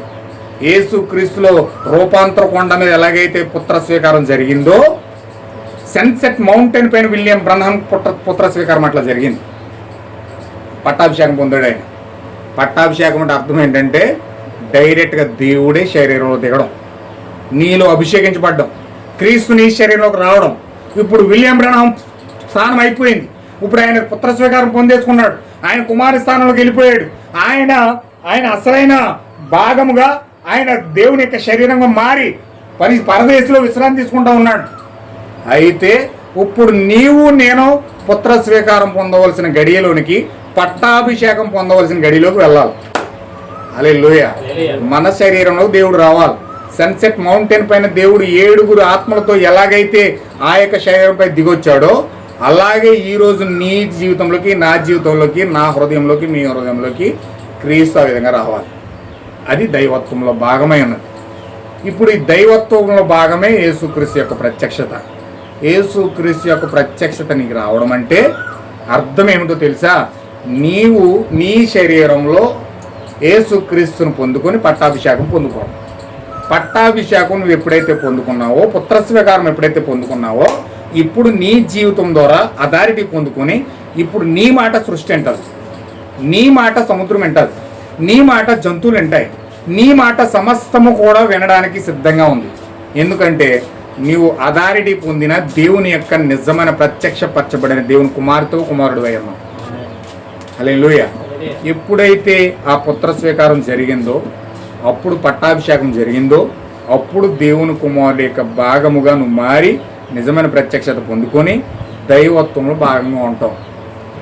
ఈ యొక్క నిజమైన 7 సంఘకాలలో ఉన్న నిజమైన అన్యవధుని ఎందుకు తీసుకున్నాడంటే, ఆ పట్టాభిషేకం ఎందుకు చేస్తున్నాడంటే, ఆ వధుని ఎందుకు కోరుకున్నాడంటే, సంఘకాలంలో ఉన్న అన్యవధుని ఎందుకు పొందుకున్నాడంటే, అక్కడ మోషే సిప్పోరని ఎలాగైతే తెచ్చుకున్నాడో, ఏసేపు ఆసీనతని ఎలాగైతే తెచ్చుకున్నాడో, యేసుక్రీస్తు అలాగే ఇప్పుడు అన్యజనులో ఉన్న నన్ను తీసుకుంటా ఉన్నాడు. అందుకే 70 వారాల కాలం వాళ్ళకి నియమించాడు, కానీ మనకి కాలం పెట్టలేదు. ఎందుకు కాలం పెట్టలేదంటే, మీరు నేను సిద్ధపరచబడి ఆ పట్టాభిషేకం పొందుకోవడానికి, దేవుని యొక్క ఆ యొక్క జీవాన్ని పొందుకోవడానికి, ప్రత్యక్షత పొందుకోవడానికి రేం బౌలు కూడా ఆ దైవత్వంలో కూర్చిన భాగంలో మనం ఏ విధంగా ఉన్నాము ప్రత్యక్షత పొందుకొని అట్లాంటి స్థితిలోకి వెళ్ళడానికి దేవుడు ప్రతి క్షణము కూడా మనం ప్రేరేపిస్తున్నాడు. ఒక వ్యక్తికి దైవత్వంలో కూర్చిన పూర్తి ప్రత్యక్షత రాకుండా అతని జీవితంలో ఏం పొందుకోలేడు. దేవుడు ఏమై ఉన్నాడో తెలియకపోతే, ఆ దైవత్వంలో నువ్వేమై ఉన్నావో నీ స్థానం చూసుకోకపోతే ఏ మాత్రము కూడా నువ్వు క్రీస్తులో నుంచి ఏం పొందుకోలేవు. క్రీస్తులో నుంచి ఏదైనా పొందుకోవాలంటే అసలు నువ్వు దైవత్వం నువ్వేమై ఉన్నావు, నీ స్థానం ఏమై ఉంది, నువ్వు ఎక్కడ ఉన్నావు, క్రీస్తు ఆలయంగా మారావా లేదా, క్రీస్తు ఆలయంగా నువ్వు ఉన్నావా లేదా, ఆలయంలోకి ఆయన వస్తున్నాడా లేదా, ఖచ్చితంగా మనం పరిశీలించి పరీక్షించి తెలుసుకుని ముందుకు వెళ్ళాం. అసలు ఆలయంగా మారామా? దేవుడు మన జీవితంలో ఒకప్పుడు యేసుక్రీస్తులో జీవించాడు. అదే క్రీస్తు ఆ శరీరాన్ని విడిచిపెట్టి, అది కార్పొరల్ బాడీ పరదేశంలో పెట్టి, దేవుడు ఇప్పుడు ఆ ఆత్మ సంబంధం అనే శరీరంలో బలిష్ఠుడైన దూతగా నీ శరీరంలోకి రావడానికి వచ్చాడు, నీ జీవితంలోకి రావడానికి వచ్చాడు. ఎప్పుడైతే నీ జీవితంలో కార్యం జరుగుతుందో, యేసుక్రీస్తు యొక్క ప్రత్యక్షత ఎప్పుడైతే నువ్వు పొందుకుంటా ఉన్నావో, అప్పుడు దైవత్వంలో నువ్వేమై ఉన్నావో చూసుకుని ఆ పట్టాభిషేకం పొందుకోవడానికి సిద్ధపడతావు. అప్పుడు దేవుడు నిన్ను ఒంటరిగా నీకు ఒక కొండ పెడతాడు, ఆ కొండకి వెళ్ళిపోతావు, ఆ కొండకు నీకు పట్టాభిషేకం జరిగిపోద్ది. రూపాంతర కొండ మీద యేసుక్రీస్తు జరిగినట్లుగా, విలియం బ్రన్హామ్ గారికి ఆ యొక్క సన్సెట్ మౌంటైన్ గురించి జరిగినట్లుగా, ఆ యొక్క మోషేకు సీనాయి పర్వతం మీద జరిగినట్లుగా, ఈరోజు నీకు నాకు ఆ పట్టాభిషేకం చేయడానికి దేవుడు సిద్ధంగా ఉన్నాడు. ఆమేన్. హల్లెలూయా. ఇప్పుడు ఆ పట్టాభిషేకం పొందుకోవడానికి మనం సిద్ధపడాలి, మనం ప్రార్థించాలి, రేయం బొగలు దానికోసం కనిపెట్టాలి. అది జరగాలంటే యేసుక్రీస్తు యొక్క ప్రత్యక్షత మనకు రావాలి. యేసుక్రీస్తు యొక్క ప్రత్యక్షత అనగా దైవత్వంలో నువ్వేమై ఉన్నావో తెలుసుకోవడమే యేసుక్రీస్తు యొక్క ప్రత్యక్షత. అర్థమైంది కదండి? దైవత్వంలో నువ్వేమై ఉన్నావో తెలుసుకోవడమే యేసుక్రీస్తు యొక్క ప్రత్యక్షత. ఆ ప్రత్యక్షత నీకు వచ్చినప్పుడు, ఆ జీవాన్ని నువ్వు పొందుకున్నప్పుడు, ఆ యొక్క వెలుగు నిన్ను దర్శించినప్పుడు, పౌలును దర్శించినట్లుగా అగ్నిస్తంభం నిన్ను తాకినప్పుడు, నువ్వు ఆ భాగము నువ్వేమై ఉన్నావు అందులో చూసుకున్నప్పుడు, అప్పుడు నువ్వు పోరాడతావు పుత్ర స్వీకారం కోసం, ఆయన పట్టాభిషేకం కోసం. నీ జీవితం నుండి ఆయన పట్టాభిషేకం పొందుకోబోతూ ఉన్నాడు. అందుచేత నా ప్రియమైన సహోదరి సహోదరులారా, అద్భుతమైన ఘట్టంలోకి మనం వచ్చాం. నిజమైన దేవుని యొక్క జీవం పొందుకోవడానికి దేవుడు మన కళ్ళు తెరిపిస్తూ ఉన్నాడు. నిజమైన ప్రత్యక్షత పొందుకోవడానికి, యేసుక్రీస్తులో మనం ఏమై ఉన్నామో చూసుకోవడానికి, దైవత్వంలో మనం ఏమై ఉన్నామో చూసుకోవడానికి ఆ యొక్క గొప్ప గడియల్లోకి దేవుడు మనల్ని తీసుకొస్తా ఉన్నాడు. కాబట్టి అందుకొరకు మనం ప్రార్థించి ప్రలాపించి సిద్ధపడి ఆ దైవత్వంలో ఏమై ఉన్నామో మనం చూసుకోవడానికి దేవుని అయితే పోరాడదాం, ప్రార్థిద్దాం. దేవుడి వాక్యం దీవించును గాక. ఆమేన్. ఒకసారి లేచి నిలబడి చిన్న ప్రార్థన చేద్దాం. హల్లెలూయా. హల్లెలూయా. నా జీసస్ని స్తోత్రం ప్రభు. హల్లెలూయా. గొప్ప దేవుడా, సర్వోన్నతుడా, నీకు వందనాలు ప్రభు. తండ్రి, యోగ్యత అర్హత లేకపోయినా ఈరోజు దేవా కోట్ల మంది ప్రజలు మమ్మల్ని ఎన్నుకొని దేవ మాకు ఈ యొక్క సహవాసం ఇస్తూ ఈ వర్తమానం ద్వారా మేము ఏమై ఉన్నామో, దైవత్వమును గుర్చిన ప్రత్యక్షత ఏమై ఉన్నదో, దైవత్వమును గుర్చిన బయలుపాటు ఏమై ఉన్నదో, యేసు క్రీస్తు యొక్క ప్రత్యక్షత మేము పొందుకొని ఏ విధంగా మేము పట్టాభిషేకం పొందుకోవడానికి సిద్ధపడాలో ఈరోజు యేసులో జీవించిన క్రీస్తు, అబ్రహాములో జీవించిన క్రీస్తు, సమూయేలులో జీవించిన క్రీస్తు, మోషేలులో జీవించిన క్రీస్తు, ఏలియాలో జీవించిన క్రీస్తు, బాప్తిజం ఇచ్చి యోహానులో జీవించిన క్రీస్తు, ఒకనొక రోజు యేసులో జీవించిన క్రీస్తు,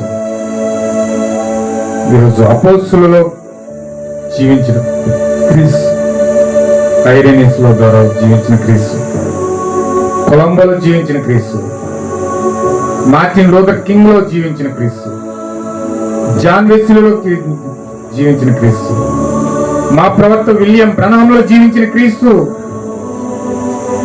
ఈరోజు మాలో జీవించడానికి ఇష్టపడుతున్నామని, మిమ్మల్ని సిద్ధపరుస్తున్నామని, పట్టాభిషేకంలోనికి మిమ్మల్ని నడిపించడానికి, ఆ పుత్ర స్వీకారంలోనికి నడిపించడానికి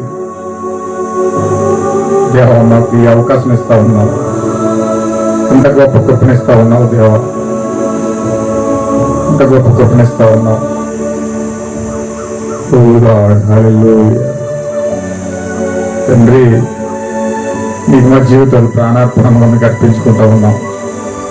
ప్రాణాత్మ దేహానికి అప్పగిస్తా ఉన్నాం తండ్రి. ఏ యోగ్యత అర్హత లేనప్పటికీ అన్యజనులుగా ఉండి నీ వైపు చూసే అర్హత లేనప్పటికీ నీ ప్రభువా, రోజు మాకు ఎంత గొప్ప కోసం ఇచ్చావు.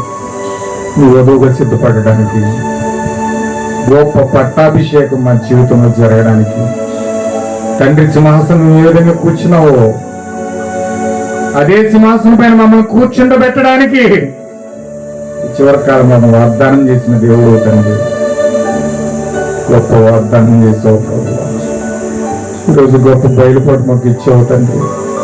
మా జీవితాలకు మేము ఎంత మాత్రం తగుదుమా? ఎలా మా జీవితాలకి ఇది ఎంత మాత్రం తగునా? నీ అపారమైన కృప, అపారమైన ప్రేమ, దివ్యమైన సన్నిధిలోకి నడిపించి నిన్ను గోజాడి పొందుకోవడానికి దైవత్వంలో భాగస్సులుగా మమ్మల్ని చేస్తున్నావే. మేమేమి ఇవ్వగలుగుతాం ప్రభు? నీకు మేమేమి ఇవ్వగలుగుతాం తండ్రి? ప్రభు, మేము ఇవ్వగలిగిందల్లా ఒకటే, మా హృదయం నీ ఆలయంగా మార్చడానికి మా హృదయానికి ఇస్తున్నాము. నీ ఆలయంగా దాన్ని మార్చు ప్రభు. ఆలయంలో మీరు రండి తండ్రి. నీవే మా హృదయంలోకి వచ్చి సహాయం చేయ ప్రభు. హృదయం అనే ఆలయంలో మీరు జీవించండి. మీకు ఇష్టమైన పాత్రగా, ఇష్టమైన పాత్రగా మమ్మల్ని చేయండి ప్రభు. ఈ వాక్యం మనకు లోబడేటట్లుగా, ఈ వాక్య ప్రకారం జీవించినట్లుగా, నీ ప్రేమను పొందుకొని కృతజ్ఞతా జీవితంతో నీకు మందిరముగా మారి ఆ మందిరంలోని దిగి వచ్చి ఆ గొప్ప పుత్ర స్వీకారం మా జీవితంలో జరుగునుగాక. ప్రార్థిస్తుంటాం. సోదరులు ప్రార్థిస్తున్నారా? చిన్న ప్రార్థన చేయండి. కృపా ఇది నీ కృపా, కృపా ఇది నీ కృపా, కృపా ఇది నీ కృపా, కృపా ఇది నీ కృపా, కేవలము నీ కృపా, కేవలము నీ కృపా, కృపా కృపా కృపా. అనంత జ్ఞాని నీవు, అల్పుడైన నాతో సహవాసమా మహిమోన్నత నీవు మట్టినైన నాతో బంధమా అనుబంధమా కోట్లాది ప్రజలలో గుర్తించావు కోరుకొని నన్ను నీవు లెక్కించావు కోట్లాది ప్రజలలో గుర్తించావు కోరుకొని నన్ను నీవు లెక్కించావు పిలచిన వాడా ప్రేమించిన వాడా పిలచిన వాడా ప్రేమించిన వాడా ప్రేమించి ప్రేరేపించి స్థిరపరచిన వాడా ప్రేమించి ప్రేరేపించి స్థిరపరచిన వాడా కృపా నీ కృపా కృపా నీ కృపా కృపా నీ కృపా కృపా నీ కృపా కేవలము నీ కృపా కేవలము నీ కృపా కృపా కృపా కృపా కేవలము నీ కృపా కేవలము నీ కృపా కృపా కృపా కృపా అనంత జ్ఞాని నీవు అల్పుడైన నాతో సహవాసమా మట్టినైనని మహిమోన్నత నీవు మట్టినైన నాతో బంధమా అనుబంధమా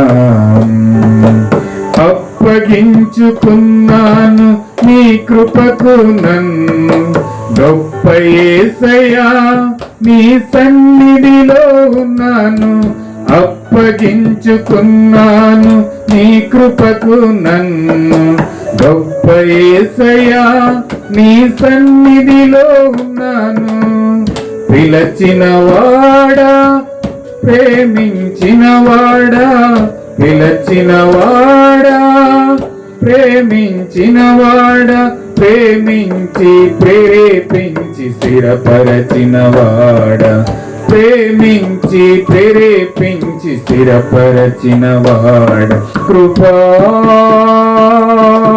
నీ కృపా కృపా నీ కృపా కృపా నీ కృపా కృపా నీ కృపా కేవలము నీ కృపా కేవలము నీ కృపా కృపా కృపా కృపా అనంత జ్ఞాని నీవు అల్పుడైన నాతో సహవాసమా మట్టినైన నీవు మహిమోన్నత నీవు మట్టినైన నాతో బంధమా అనుబంధమా హల్లెలూయా హల్లెలూయా దేవాని స్తోత్రము ప్రభువా ఈ మట్టినైన నాకు ఎంత గొప్ప కృపనిచ్చావు తండ్రి మహిమోన్నతుడైన నీవు ఈరోజు మాలో జీవించడానికి ఇష్టపడుతున్నావు ఓ దేవ పట్టాభిషేకం చేయడానికి ఇష్టపడుతున్నావు ప్రత్యక్షతను ఇవ్వడానికి ఇష్టపడుతున్నావు నీ ప్రేమను కృపను పంచడానికి ఇష్టపడుతున్నావు నీ ఆలయంగా మార్చడానికి ఇష్టపడుతున్నావు నీ ప్రత్యక్షతగా మార్చడానికి ఇష్టపడుతున్నావు పుత్ర స్వీకారం చేయడానికి ఇష్టపడుతున్నావు ఈరోజు ప్రభువా మేము ఆ యొక్క విషయాలన్నీ పొందుకొని దేవుడు మేము సిద్ధపడడానికి మా హృదయాలు సిద్ధపరచండి మా జీవితాలు సిద్ధపరచండి మా హృదయాలు మా జీవితాలు మీకు అప్పగిస్తున్నాం ప్రాణాత్మ దేహంలో మీకు అప్పగిస్తూ ఉన్నాం మీరే సహాయం చేసి నడిపించండి ప్రభు కృప చూపించండి ప్రభు అని ప్రార్థన చేద్దాం హల్లెలూయా హల్లెలూయా